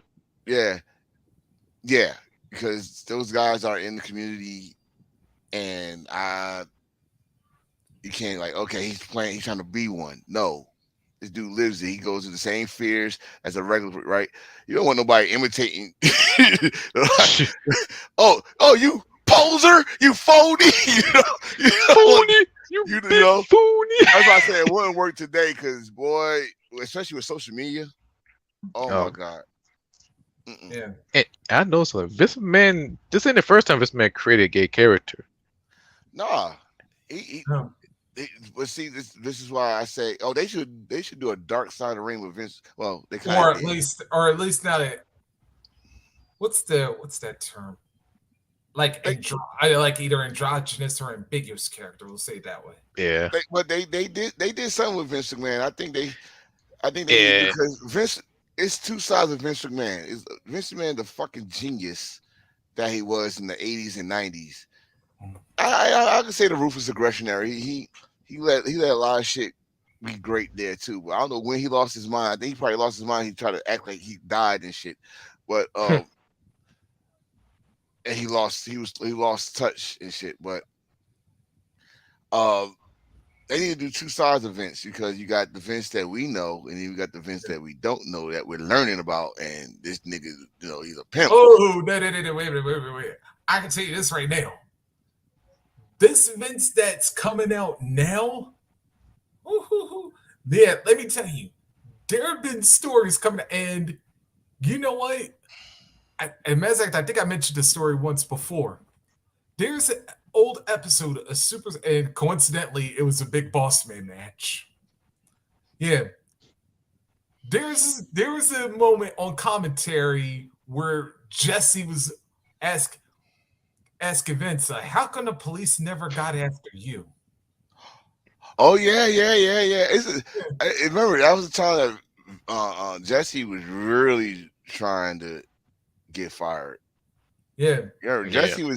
Jesse because one thing Jesse won the court case, but he was still under contract with Vince. yeah. And Yeah, 'cause I remember this like about 88, 89, I think it was, because I yeah, know it's and like Jesse, you know, Jesse was gone by SummerSlam 90. So, the thing Oh about yeah. Jesse Bonaventura, all he wanted was a union. yep. That's all he wanted was a union. He think wrestlers deserve a union. I don't think they got it still to this day. Nope. But all he wanted was a union, which makes sense. People, and you know what? Fuck, Jesse Ventura was the first Ryback, and what I mean by that is it might not make sense why he do what he do, but down the road you understand why he did. Like I understand now what Ryback was talking before he left. You know what I mean? Like I understand what Jason Ventura was trying to do now than when he was doing it around 89, 90. You know, Oh yeah. and why he hate Hulk Hogan to this day. I finally understood that because Hulk Hogan was a rat, but that's another story. So I get it now. Like it's this is what I mean when I say it's just wrestling. Sometimes the wrestling business we don't need to know everything. It's We hard don't. Yeah. because It's ruining our like motherfuckers look at me when I say, "Won't you just watch the show like just as a fan?" They look confused when I say that. I'm gonna answer that question. When you watch MMA, any promotion, we watch it because we enjoy it, and we see one of our favorite fighters move to a different promotion. We didn't flip out. We didn't spaz out. We get excited. We watch the sports. Like prime example, the biggest prime example, LeBron James. When he did this, when he did the decision and went to Miami Heat, all of us lose our shit. Except for me, I was happy as hell. But all of us lose our shit. Oh no, I was happy with it too. Okay, I, yeah. no. Since y'all both answered the question, I'm gonna answer one. I ain't give a fuck. You ain't no real sports person. No. But I didn't give a fuck because again, this is a new age. Like I grew up where motherfuckers stay on your team and you built the team, and then the only way you get traded when they force your ass to go somewhere else. But Yeah, he was a free agent. What y'all know the definition of free agent? He gets yeah. to choose where he want to go if they got the right And money. guess what? And guess what? You know what? You ain't built. Yeah, and guess what? You built like you gave him a past his prime Shack, even though I love you, Big Diesel. But you gave him, and Antoine James said that's the best y'all could do in 7 years. I was like, no wonder he wanted to. No wonder he's like, oh, when this contract done, I'm bouncing. Damn, we just went to basketball, but you gotta think yeah, this for a minute. You gotta think this for a minute. He didn't go to college. He came straight out of high school. Yep. This is where I think I get where he was going. He went to the Heat with someone that won a championship, that knows what it takes to win a championship. Not bringing someone. I don't care. I'm not scared of Shaq. Out of his throne, not the regular Shaq. He losing a step or two. Mm. And then, like you said, Jameson. You try to bring in I forgot who else they tried to bring in. Jamel. They didn't build nobody around him. Yeah. So he went down Boogie there, Gibson. right. You know, people that's not. Oh, you brought Shaq to try to stop him with what's big Dwight Howard. Yeah. Dwight Mm, Howard is way in his prime. That's a whole different story. but He went to Miami, went to the finals. Yeah, they got beat the first year, but he learned I ain't get swept this time. Oh, I know I gotta do to win one. He won two. lost another one, came back to Cleveland. I thought his ass would have went, all right, let's now I need to go where I need to make some noise. I thought he would have went to the Lakers back then. Can you imagine him and Kobe? Oh my Oh, God. Oh, And oh no, yeah. or the What you call Knicks. would have vetoed that damn trade. Oh, Like, wait. Or dare I say you don't like the ass? The Knicks. At this time, him and Carmelo. mm. So, but he went back to Cleveland. And they like, now, I'm going to show y'all how y'all shit done the first time I was here. This motherfucker started getting names. He got fucking love. He got, he already got Kyrie, Kyrie Carrie. with the handle. So Kyrie already know how to score. Now he got to learn how to fucking be a point guard. And then after that, look at it. They went to like what 4 or 5 fucking finals Yep. in a row. all with the Warriors. Damn near. Good lord. Oh, Yeah, that's rivalry. that's That's Okada the and Naito. The Rocky sequel. Right. I mean, it was crazy, and I don't whatever decisions LeBron do, that's on him. Is he the real debate is he's the greatest of all time. I'm not gonna get in that debate. I don't want that debate. I'm gonna say one word: champion. But anyway, like I was saying, we can enjoy a lot of things, but we come down to pro wrestling. We invested because we got certain wrestlers we could look up to. We look at certain wrestlers who we can relate to. Matches, we put emotion, we shed a tear, and then the kayfabe. The kayfabe been broken since the '80s when old boys show him how to blade himself, how to take bumps, and say, "Yeah, this wrestling is a F word." That's when we knew that wrestling was predetermined. The When you put, secrets. yeah, and now that I'm he brought up that word, the secret of pro wrestling show on TLC, the history of pro wrestling on History A- Channel. Yeah, A&E, History Channel, TLC, MTV, True Life, I want to be Pro Wrestler Part 1, Part 2. UPN, And UPN, Fox. yeah, UPN, Fox, like yeah, wrestling, NBC. and yes, you name it. Wrestling kayfabe is open like a Lambo door. Everybody can get in and see it and enjoy the ride. However, you got some dumb motherfuckers out there that think that wrestling is real. The only people I give a pass to, little kids. 2, 3, Real to me, 4, damn 5. it. It's still It's real. still real to me, damn it. Yeah, Undertaker and Kane, they're real life Crying like brothers. that crying like that one fan who's like, "Leave Britney alone." That Yeah. was awesome. I'm Oh. sorry. and, and and not only that, you got people think that Kane and Undertaker are real life brothers, grown ass people. Trust me, I've seen some. Yeah, I've seen him too. Yes, like no, they're friends, but that's a real name. I had to print out a Wikipedia to show some proof, and this dumbass don't know shit. But fans, Leave oh, them alone. Let them enjoy it. but wrestling can't be educational. With a dark side of the ring, they showed it. The fans, they get a little bit attached to it. That's the reason why that's the only genre right next to Call of Duty that you get the gift and the curse. We love them. Sometimes we get upset, but god damn it, we not gonna break away because that's who we are. Just like Call of Duty. So See, Call of Duty is Madden season. Don't forget Madden because it get ugly. Yeah, that's oh, true. Boy, Madden. ugly. There's 3 games: Madden, Call of Duty, and NBA 2K series. You could get some slurs, you get shot at, you lose some money, and get your ass whooped. Yeah, that's Well, They ain't lying. they gotta know where you live. Jesus Christ, these motherfuckers gonna Me- find you. Remember the Madden tournament? Oh yeah. Enough said. But anyway, 25 years of Edge. So let's talk about that one. Edge is a GOAT. He's a legend. He's a WWE lifer. We see him grew up from being a silent yeah. superhero to the Brew to Edge Christian, the reek of awesomeness. Damn near Grand Slam champion. Then part of the SmackDown 6. Oh no. He's the Grand No, Slam he's- champion. Yeah, The WCWUS title. yeah, to an extent. They count that in the history. So he's a Grand Slam champion. Okay. Yep. Grand Slam champion. Of course, Uh, then of course, Mr. Original Mr. Money in the Bank, yes, the I mean, originator. and the great and one of the greatest celebrations. Never mind. don't It don't you was. dare, It was. don't you dare. The only thing great about that was we got to see them Amy's titty, but that's but They need but to do a reboot. Dom and Rhea. But go ahead. Hey, cut man, check, cut check. Oh, anyway, give him the whole promotion. shit. Let's go Yes.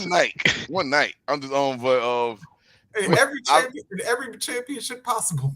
I remember Edge first night as Edge, not as whatever he was in WCW, but as Adam Edge. Sax. Adam. Yeah, Damon Sax. Striker.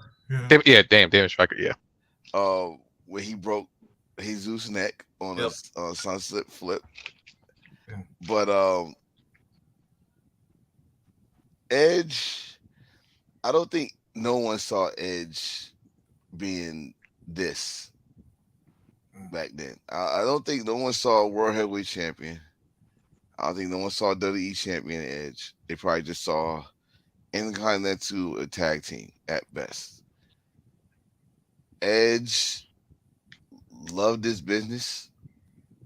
Edge slept, ate, Yeah. all. He did it all for his business, right? Um, hell, he broke his neck for this business, right? With Edge, is he a Hall of Famer? Well, he already in there, so yeah, he's a Hall of Famer. Is he Yeah. one of the goats? Yes. This man got if social media was around since he came out, he would have so many more viral moments. Yeah, This think man, original Mr. TLC, right? original Mr. Money in the Bank. This man, this man speared somebody off the top of a big ass ladder that is still shown to this day. Yeah, The Jeff. first, like no, I think about this. I don't think nobody really gives this man credit. If it was viral moments, the one of the best spears he did was when the Hardy Boys used to do their little jump off each other's back. Yeah. He Oh counted yes. that to a spear. That was the first time. Second Oh, time when it was a ladder match, he speared him off the ladder. Then the damn WrestleMania spear. This dude he threw his body all over the place. yeah. Not like a death match. I mean, he Cool. just threw his body all over the place. There's another one. Like I've got to think, was it either Angle or Jericho? But he was in it. Actually did a spear off the top of a cage. I think he did that Might be before. I think that was Angle. Yeah. No, wait, he said top the cage.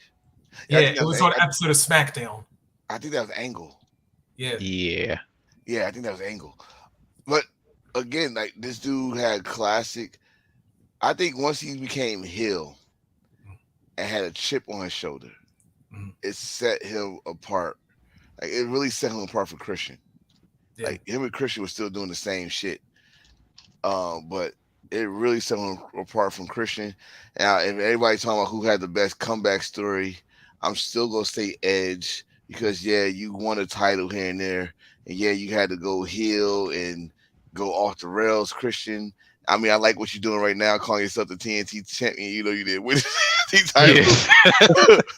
But the reason why I said Edge over Christian still is because the match quality that freaking Edge had with Seth Rollins, Yeah. the match quality he had with the Damian Priest, Finn Balor, uh, hell, even Miz day one, Yeah. you know, and to bring back Beth Phoenix, Yep.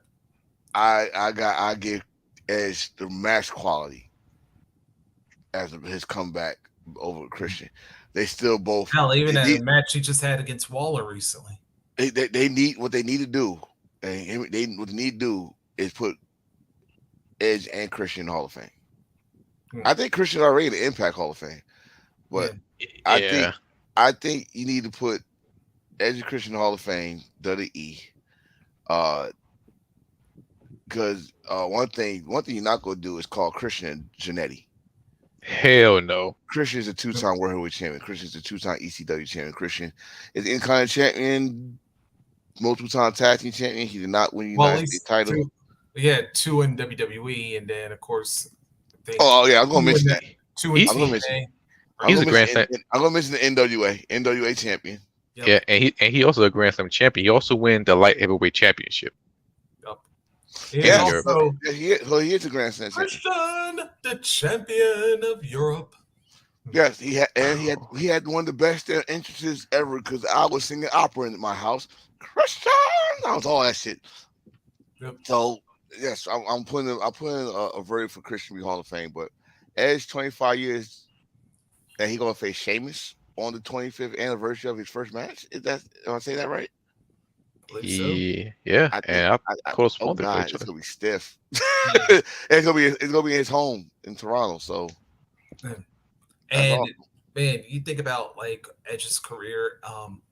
It's one thing I think a lot of people didn't see in him at first was the promo ability. And when he and Christian started doing, the 5 second poses that they came up with, yeah, Classic. those, some of the ones they came up with, I swear, I was like literally my entire face hurt because I laughed that hard because there's like, how in the hell did he come up with this shit? I mean, as when you're a heel, Yeah, it's so easy, especially when you go to a town and all right, like they went to Boston and they did the fucking Bill the Buckner Will drop. Buckner. They went Yeah, to Memphis and dressed like Elvis. yep. I it's so many things they come up with. Then they had to come with the goofy glasses Oh, and Yep. in the kazoos, Yep. which And I love I the coming up with kazoos. Reeks of Austin's and yes, I was loving it because I think you gotta think about this for a minute. They did all of this. They did all of this, and it was face in the beginning of the year. yeah, Like it was Mhm. face when they won those titles, and then I midway don't know through their when the title run. fans. I don't know when the fans turned on them, but man, because Oh no, it's when they started coming through when they started walking down now instead of coming through the crowd and stuff. yeah, 'cause I was in boot camp when all that happened. I came out of boot camp like, why are they booing them? And then they start coming to and the camera's still looking for them in the crowd, and they come out to the damn aisle. And when he said, walking through y'all was a bit much, I was like, oh, wait a Oh, minute, you know. So, but Edge definitely greatest, yeah, one of the greats of yeah. all time. And Taking I gotta back admit, like another thing that really helped is like his promo since he's come back. This was said like on, this is when he came back and how his time in Hollywood has really helped him because if you ever watched his facial reactions and how he delivers certain things and compare it to how his promos originally were, I was like, his stuff since his returns, yeah, have been out the water because he's literally drawing you in just off of the passion that he's he always had the passion, but I would now say, yeah. Yeah. just the delivery is a lot stronger now, and Well, he's really knowing how to really engage the crowd and make them feel well, everything he's saying. I mean, he always to me had that passion. Even when he was a heel, and he Mhm, get upset because like, yo, that anger, that chip on your shoulder, mhm, it brings out the best. It mhm. brought out the best. Like I know I said his name already, but I'm gonna say his name again. It brought out the best in Miz. Look, in fact, look what Miz did this past Monday Yep. with LA Knight. It humbled LA Knight. I don't kiss my ass. You tell me he outdid Miz in that promo. It humbled because LA Knight stumbled Yep. For the first Uh, time in for the like first time with a oh, mic. That's talking about. I'm counting TNA days. I'm yeah. counting Oh, I know that. NWA I'm days. just counting that too. First time he stumbled on the mic. Miz is pissed off, and I like you need to have a chip on your shoulder. And now we talking about Edge, who had a chip on his fucking shoulder, right? Man, I yeah, And mean, but that yeah. was like a whole bag. whole fuck yeah, I mean the whole fucking chip, fucking chimp, a goddamn monkey. He had a goddamn King Kong gorilla on his shoulder. He was pissed, and he shows it every promo. Hill face, he felt that shit. And like you said, now the acting, now he got the face. You know how to pull you in emotionally. I mean, you already you passionate. You know, and you feel where he's coming from. Cool, but he got your ass emotionally now. So Mm. his promos is that he was always a funny dude. Yep. Um, and you count the wrestling ability is still there. Like he said, now I am leaving on my terms. So we might be seeing the last days of Edge, but he's Mm. leaving on his terms, and I'm cool with that. He don't need again another guy who don't need to win the belt at all. And he says it in his promo to make us believe he wants to. He don't need to. Yeah. He done it all already. Like what? I mean, at first I thought it was gonna get him the damn Universal title against Roman at WrestleMania. Like Yeah. That he would he be did awesome. he Yeah. did lose the he did win a belt that he didn't lose the belt at all. Yep. I mean, they brought back a world heavyweight title. Give him that.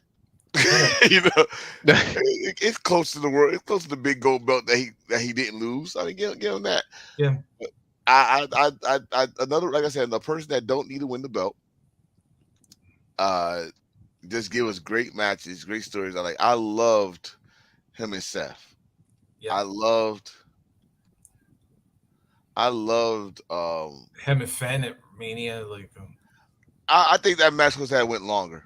yeah. If Finn then T- bust his head on with that damn ladder. Yeah. yeah. Pop. Yep. That was good. That was a good storytelling Hell in a Cell match. Same thing with him and Undertaker Hell in a Cell. But for this one, it's really, really good. I enjoy that one. But Edge is the best story. Edge is one of the best storyteller in ring performer for a long time. Like he would give you some moments from different era, from the Attitude era to the Ruthless Aggression era. Hell, even the PG era. Well, Yeah. Edge. he's Oh, been around the whole era. As you think about it, yeah. I think about it attitude. like, oh, what was one moment that I was thinking of Ruthless Cross? Yeah, I was about to say, yeah, you know how much you had to do that you had to go up in John Cena's house and smack his pops. Well, I think he was the first one to do it, but Oh like, well, you know what? That's a good question because I gotta get ready to get out of here, fellas. Oh, What do you what in your opinion is Edge's greatest rivalry storyline? 25 years. You got a lot. yeah, I'm gonna have to say John Cena. Reese. that's because I was thinking Cena too. But all right, I'm going to switch this one up a little bit. I'm going to go Randy.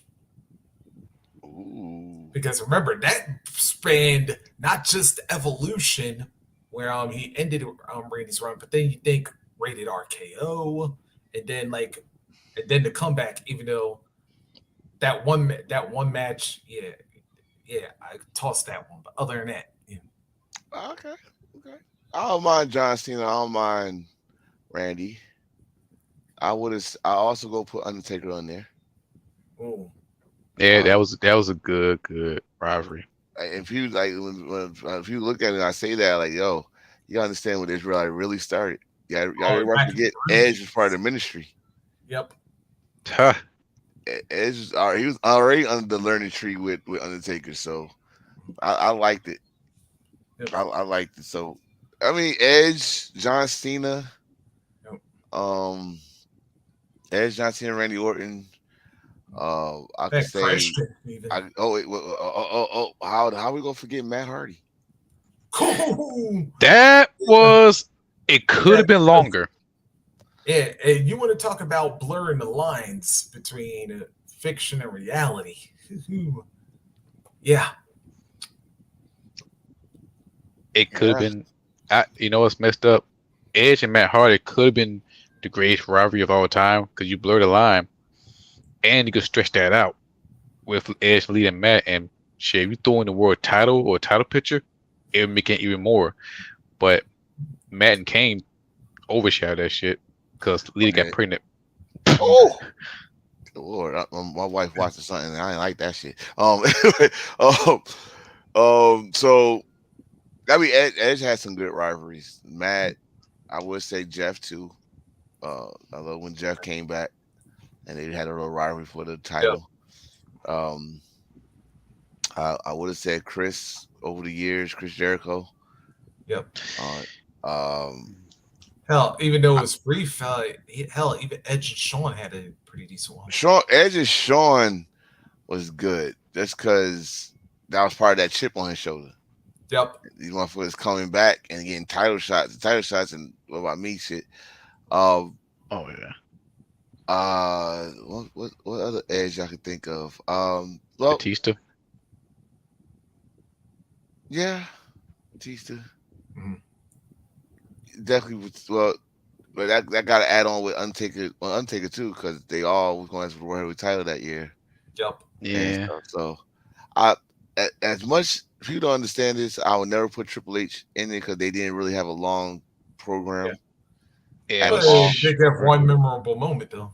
They had one moment, Yeah. not a Edge, good you lucky son of a bitch. not a good story, you know. Um, who else? I try to think. It's some other people. He had a good rivalry, but he had a good rivalry with Jesus Christ. Yeah. um, uh, Him and Kane. no. I was gonna go with tag team ranks. Uh, Oh, the Dudleys. no. It was him. It was Ray and Edge. Oh, that gets Benoit and Kane. Angle. Yeah. Maybe Yes. Los Guerreros. Oh, the tag team titles. Yes. Tag team Yeah. titles. Yes. So, um, And hell, even Edge and Eddie. Edge and Eddie. Yes. Didn't no title had nothing to do with it. Just a great Yeah. match. Now I'm gonna give you the most ridiculous fucking rivalry or match or whatever over fucking shampoo. Um, Booker T. Edge Booker. T, nigga, That you got Japanese hair dreads. shampoo commercial. You got dreads. What are you doing? What are we doing here? We just gotta give him any excuse to wrestle on the Sky Dome? Really? Shampoo. Okay. Awesome. Righto. All Yeah. right. Now, Um, hey, I could give you one. I could give you a worse rivalry. Edge versus the anonymous Raw general manager. That was terrible. that Yeah. poor laptop did not Yeah. deserve what he got. But you know what though? It did create one great line though. What long is that? Remember Edge said, "Great, we've gone from Austin 316 and Vince McMahon to Edge arguing with the computer," Which he did. which pretty much summed up how most fans were feeling around that time. I mean, PG WWE. it did. Like that was bull. As my co-host would say, oh, what do you call it?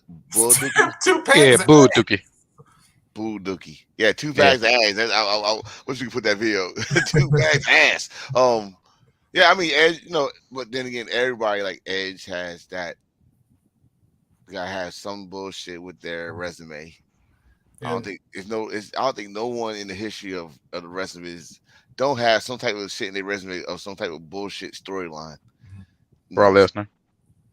Brock Lesnar do got bullshit storyline. Which I hate to say it, but it was against a young John Cena. Yeah. Oh yeah, when Cena broke his leg and then I mean, it helped create the yeah. John Cena that we start to love in years because John Cena Oh was yeah, doing the Doctor freestyle. Thugonomics. Yeah, but they only that only had one match until years later. Mhm. That was the that backlash. That was the backlash match. I was like, so this is a one and done. And he actually came out with Yankee gear Yeah. oh In, yeah. in Massachusetts. in Massachusetts. Your home.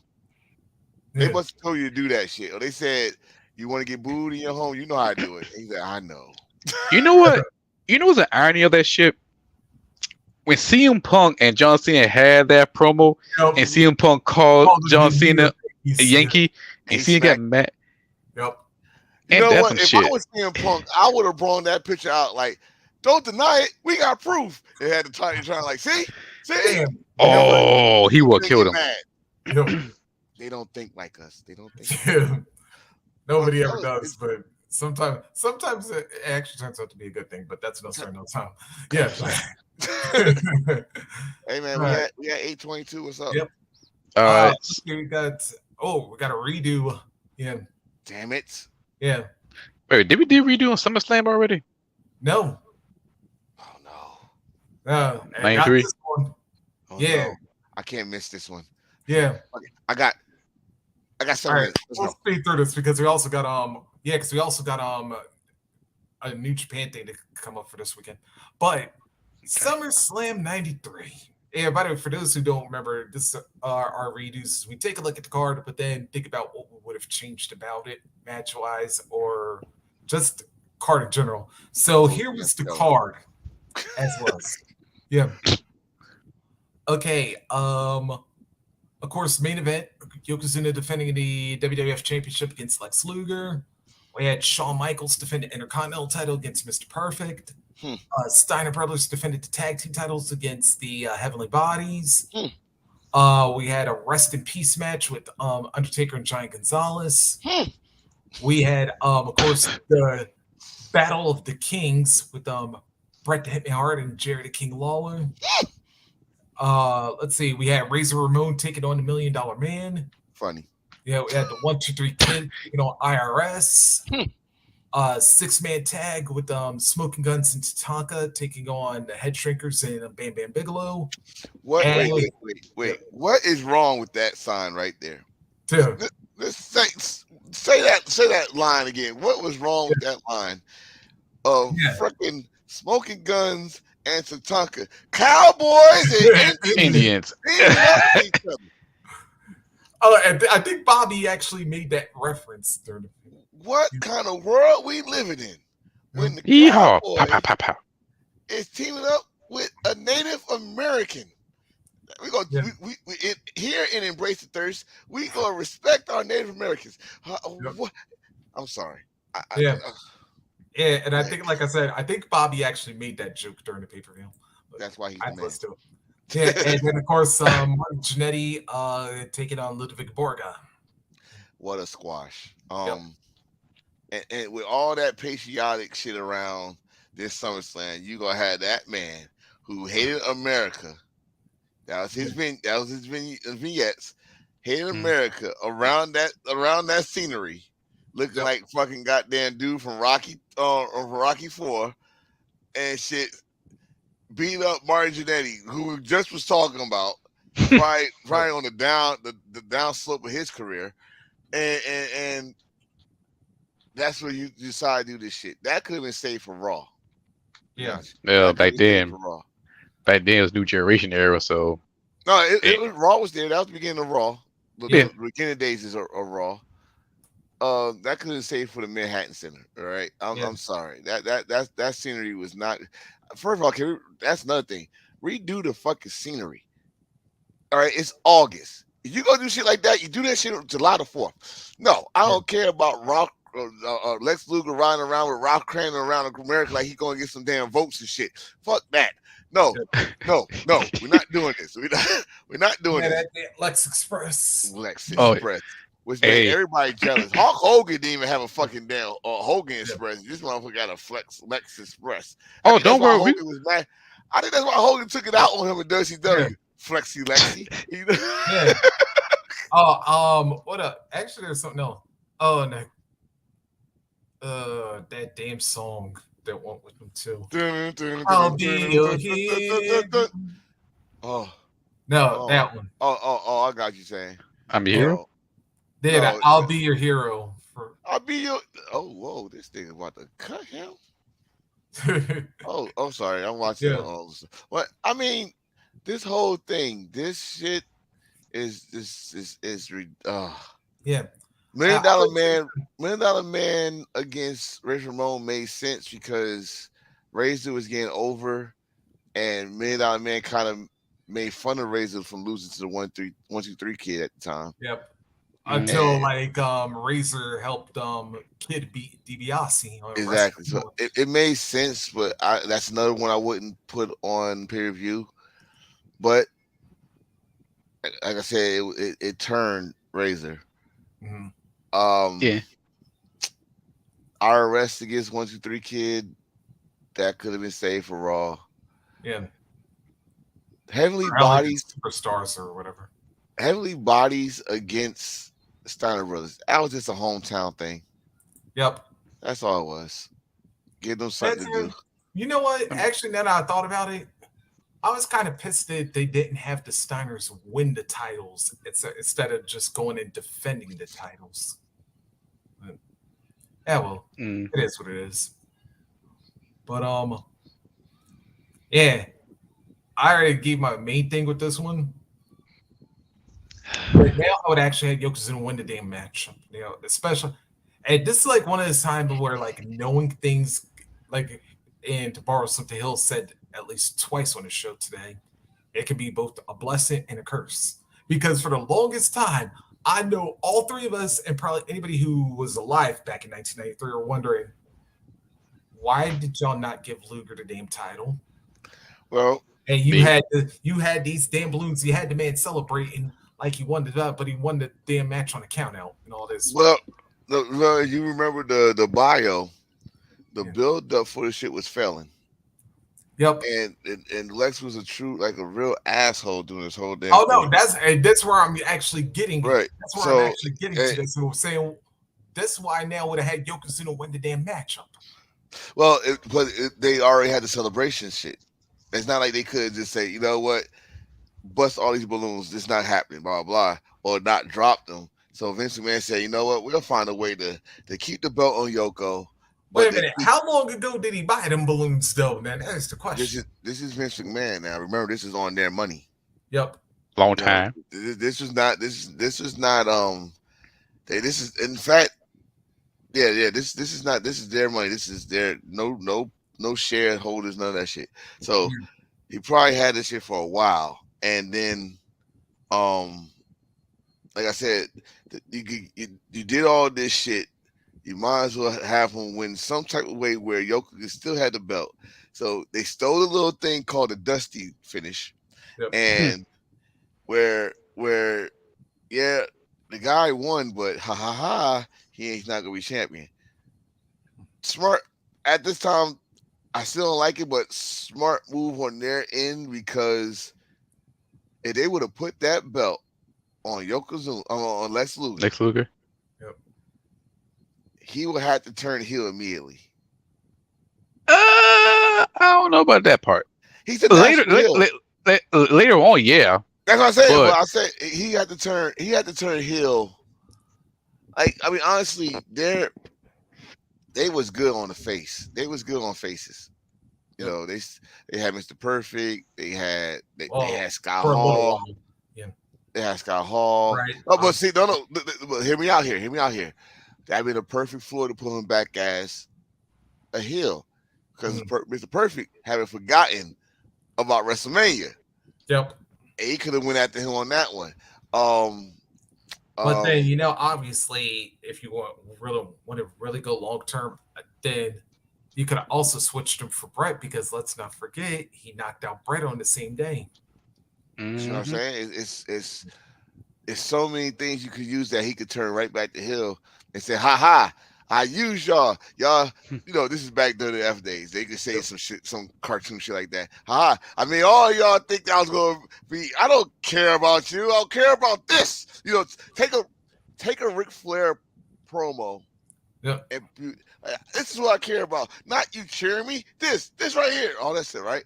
And I could have saw it that way if they would have kept the plan going to him um winning the title. But no, it was not gonna go that way. I mean, honestly, for I would just redo.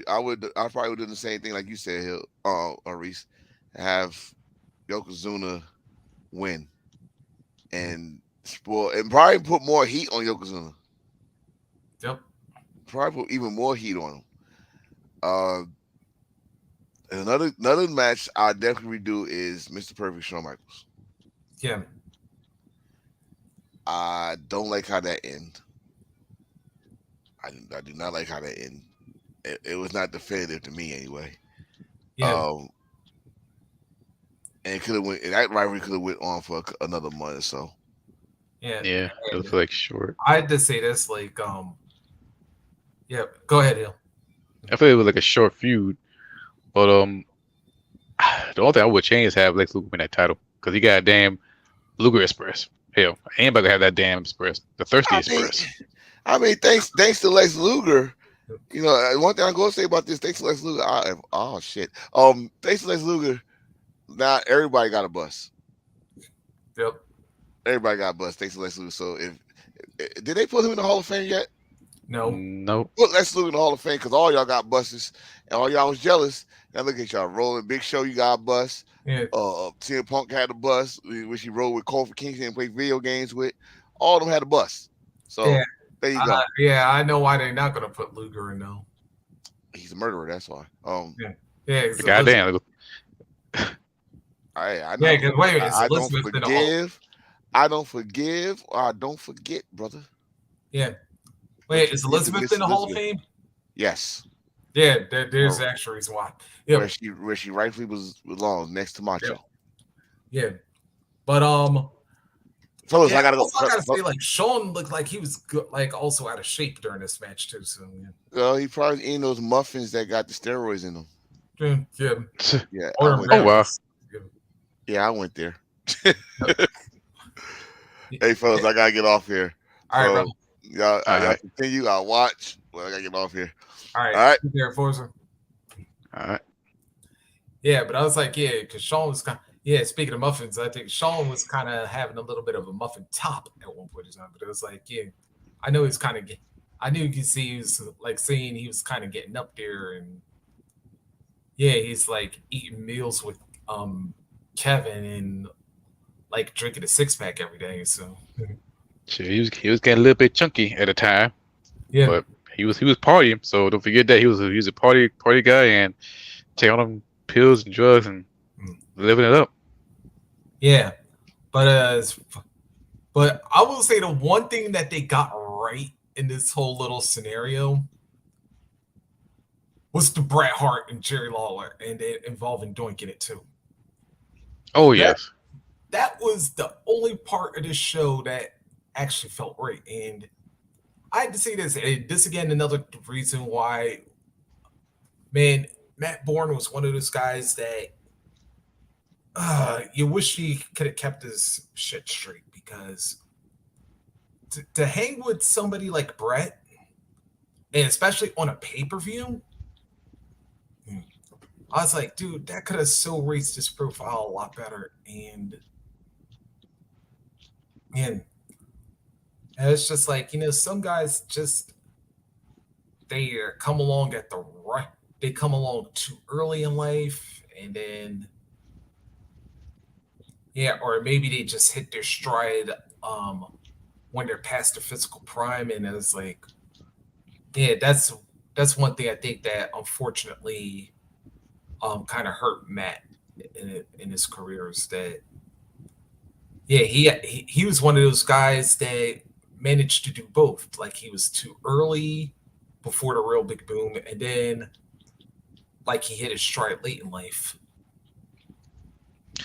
Yeah, Matt could have been also another great one of the greats, and he could have plenty of titles in WWF at the time. Even he would be more like an Intercontinental champion Yeah, per se, because all them tricks and switcheroos he would have done, he would be a monstrous heel champion or even a babyface champion. But different time, different place, and it didn't happen for him, unfortunately. and then of course I had to laugh at the ending because yeah, when Brett had King in the sharpshooter and he wouldn't let it go, and I was like, yeah, and it's like you hear like Bobby having a fit, and I was like, and I didn't even notice till I read Brett's book, but it was like, yeah, when they acted like they were trying to get Brett off of Jerry, they actually were holding him, putting on more pressure on him because yeah, yeah, because yeah, King was not really liked by the time he got to WWE. Because remember, a lot of those, yeah, because a lot of the agents and stuff, and like some of the wrestlers are all wrestled in that Memphis territory, and well, yeah, that kind of Yeah, goes without saying. yeah, like a hostile territory thing. Yep. But if you wrestle somewhere else, then you know where to be. You be shit out of luck. Yeah, but yeah, but overall, like this SummerSlam could have, yeah. I was thinking like some of the matches could have had a little bit of a better flow, and then if like, and I know like this is just right around the time where the steroid trial was like kind of ramping up a little bit, so yeah, so things are kind of a little like thrown off and whatnot, but it is what it is sometimes. So Yeah, it's part of history books. Like, was it one of the pay-per-views? They could have been great, but it did take it to a different route, and unfortunately, it is what it is. and, all right, and then last but not least, yeah, Philly. Y'all gonna get some action this weekend, not once but twice. Saturday at 7 o'clock. Yeah, we're gonna have the All Star Junior Festival. Yep, up at 2300, aka the ECW arena. Let's see, and yeah, we're gonna have a 4-man tournament. Yeah, okay, we're gonna have Kevin Knight versus Clark Connors in one match, and then Francesco Akira from Catch 22 against Speedball Mike Bailey. And the winners of those two matches will face each other in the finals. Mm. Yep. Also on the card, all right, we have in tag team action. Matt Sydal will team up with Theo to take on Bushi and Shun Skywalker in tag action. El Desperado will team up with Mal to take on Nick Wayne and Jordan Oliver. And then, and by the way, folks, yes, I am really calling this match this. In a Philly Cheesesteak Cup three-way tag team ladder match. Yeah, I know that's a mouthful right there. Yeah, it is. Yeah. Yeah, the Time Bomb Hiromu Takahashi will team up with the King of Sneaky Style, Rocky Romero, to take on Doki and Lowrider, and the team of Blake Christian and Master Watto. That'd be a fun match. Yep. Yeah. I'm just trying to picture right now between now and Saturday if we can find a clip. I wanted the Philly Cheesesteak Cup. Yeah. I can only imagine it'd be like a damn trophy on top of it, be like a damn Philly cheesesteak sandwich on top of it. That's it. That's the visual I'm getting. Yeah. Mm-hmm. All right, but then after that, then next Sunday, 5 o'clock Eastern, also at the 2300 Arena, got Impact teaming up with New Japan Multiverse United 2 for Whom the Bell Tolls. And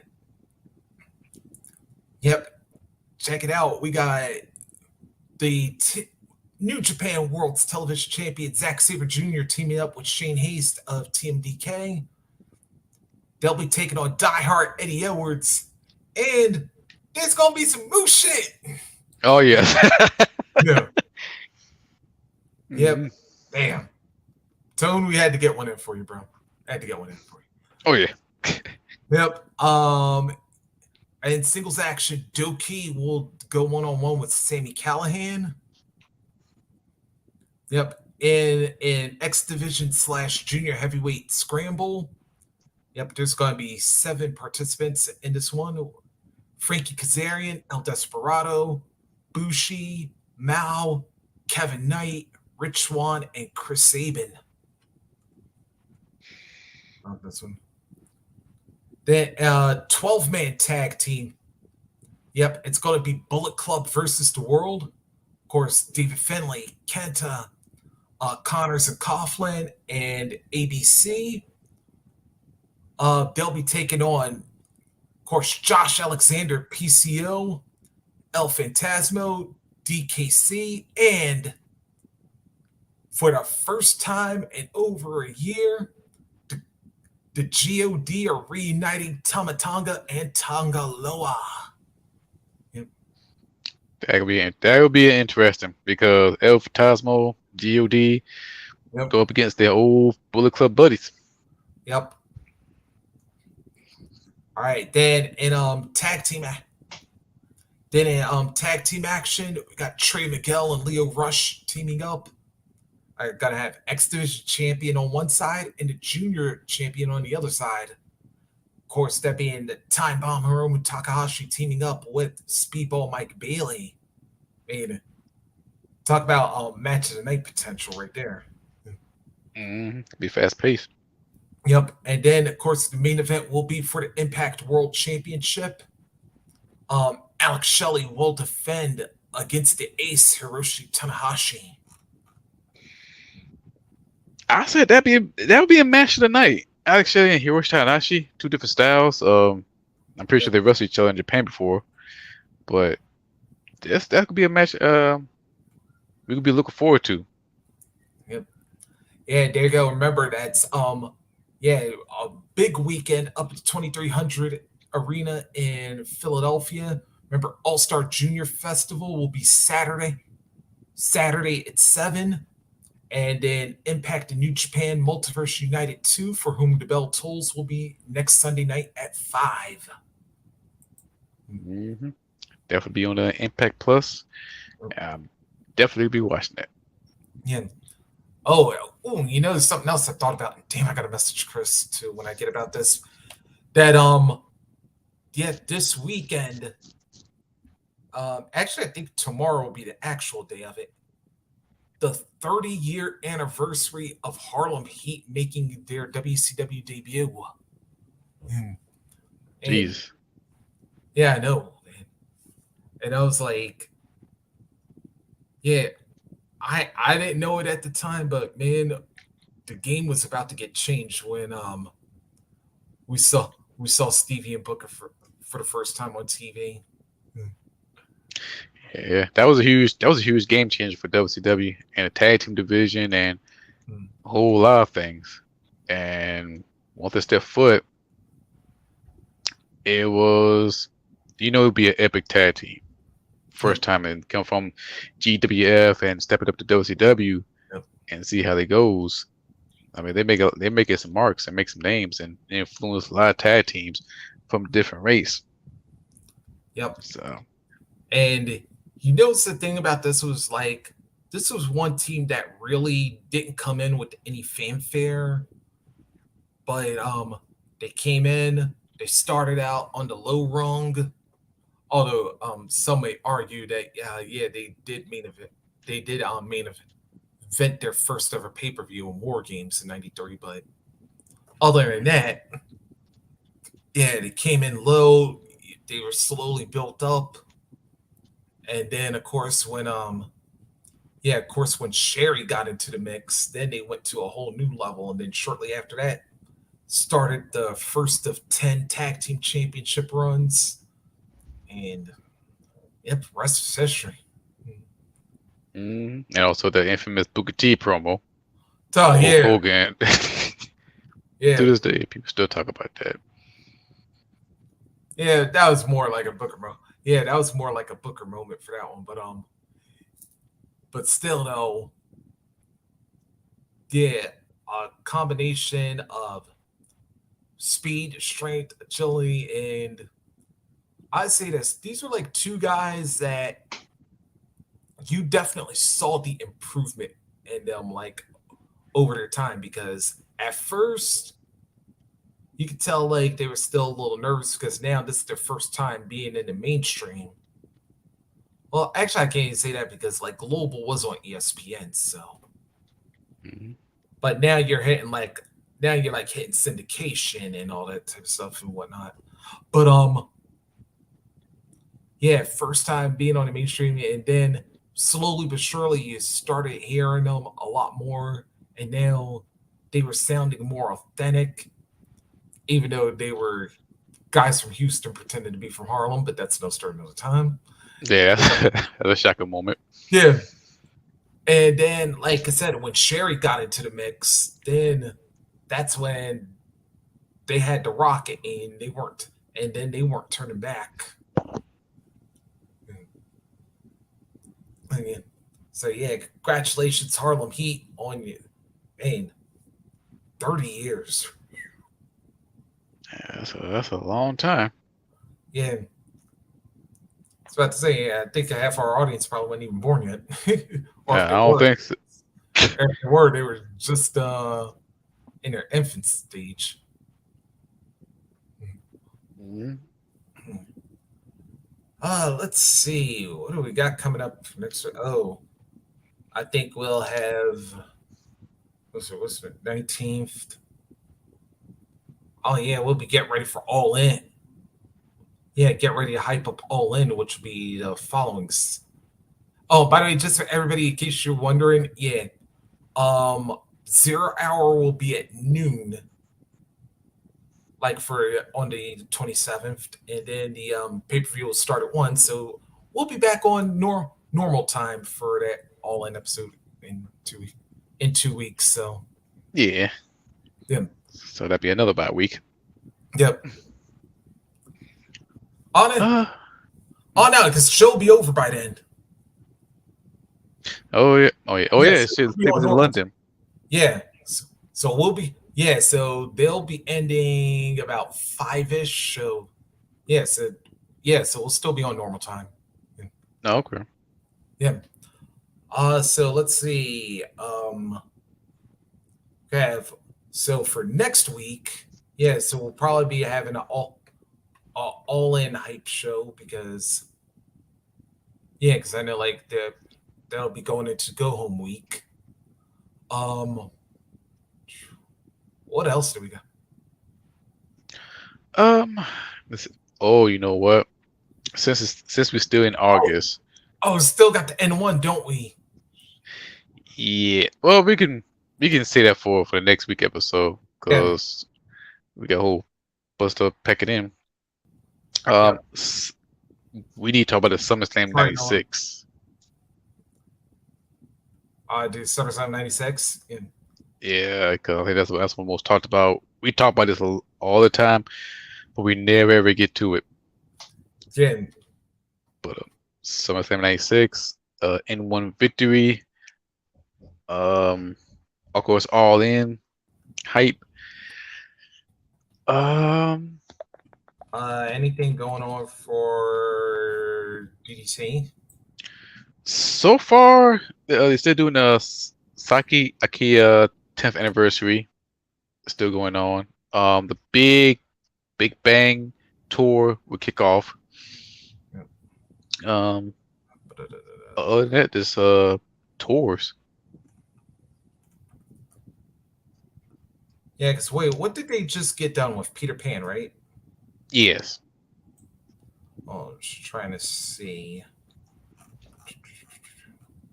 the what's next big one is DDT Big Bang. That's September 9th. all right. Yeah, so we could save that one for a couple weeks, and then I was just also seeing Ultimate Parties coming up in November. So yeah, Hmm. so we're definitely gonna have a lot of stuff going, and of course, don't forget, check out hashtag Hills for Life coming up in about a half hour or so. And then, of course, check out our boys on the Wolfpack Wrestling Podcast Thursday night, 7:30 Eastern, 6:30 Central. And then join us back here next Sunday, 6 Eastern, 5 Central, right here on YouTube. Yeah, and Facebook, and everywhere else we're Yeah, at. Rumble. And, Yeah. Well, that's the show. I know everybody got to do something. yep. Uh, I'm your Yeah, boy. anyway, get ready for work tomorrow. Yeah. Yep. Oh yeah. Yeah. Me too. Uh, I'm your boy. Hio Necto. And of course, I'm Rockin' Reese, and for our boy, the Enforcer. Yeah, thanks to everybody for tuning in, supporting Embrace the Thirst. See you next week for episode 57. Yes, getting close to episode 60. And Till, peace. till then, see you guys next time. my. Feel it. Embrace it. Yes, and do the same time. Yeah.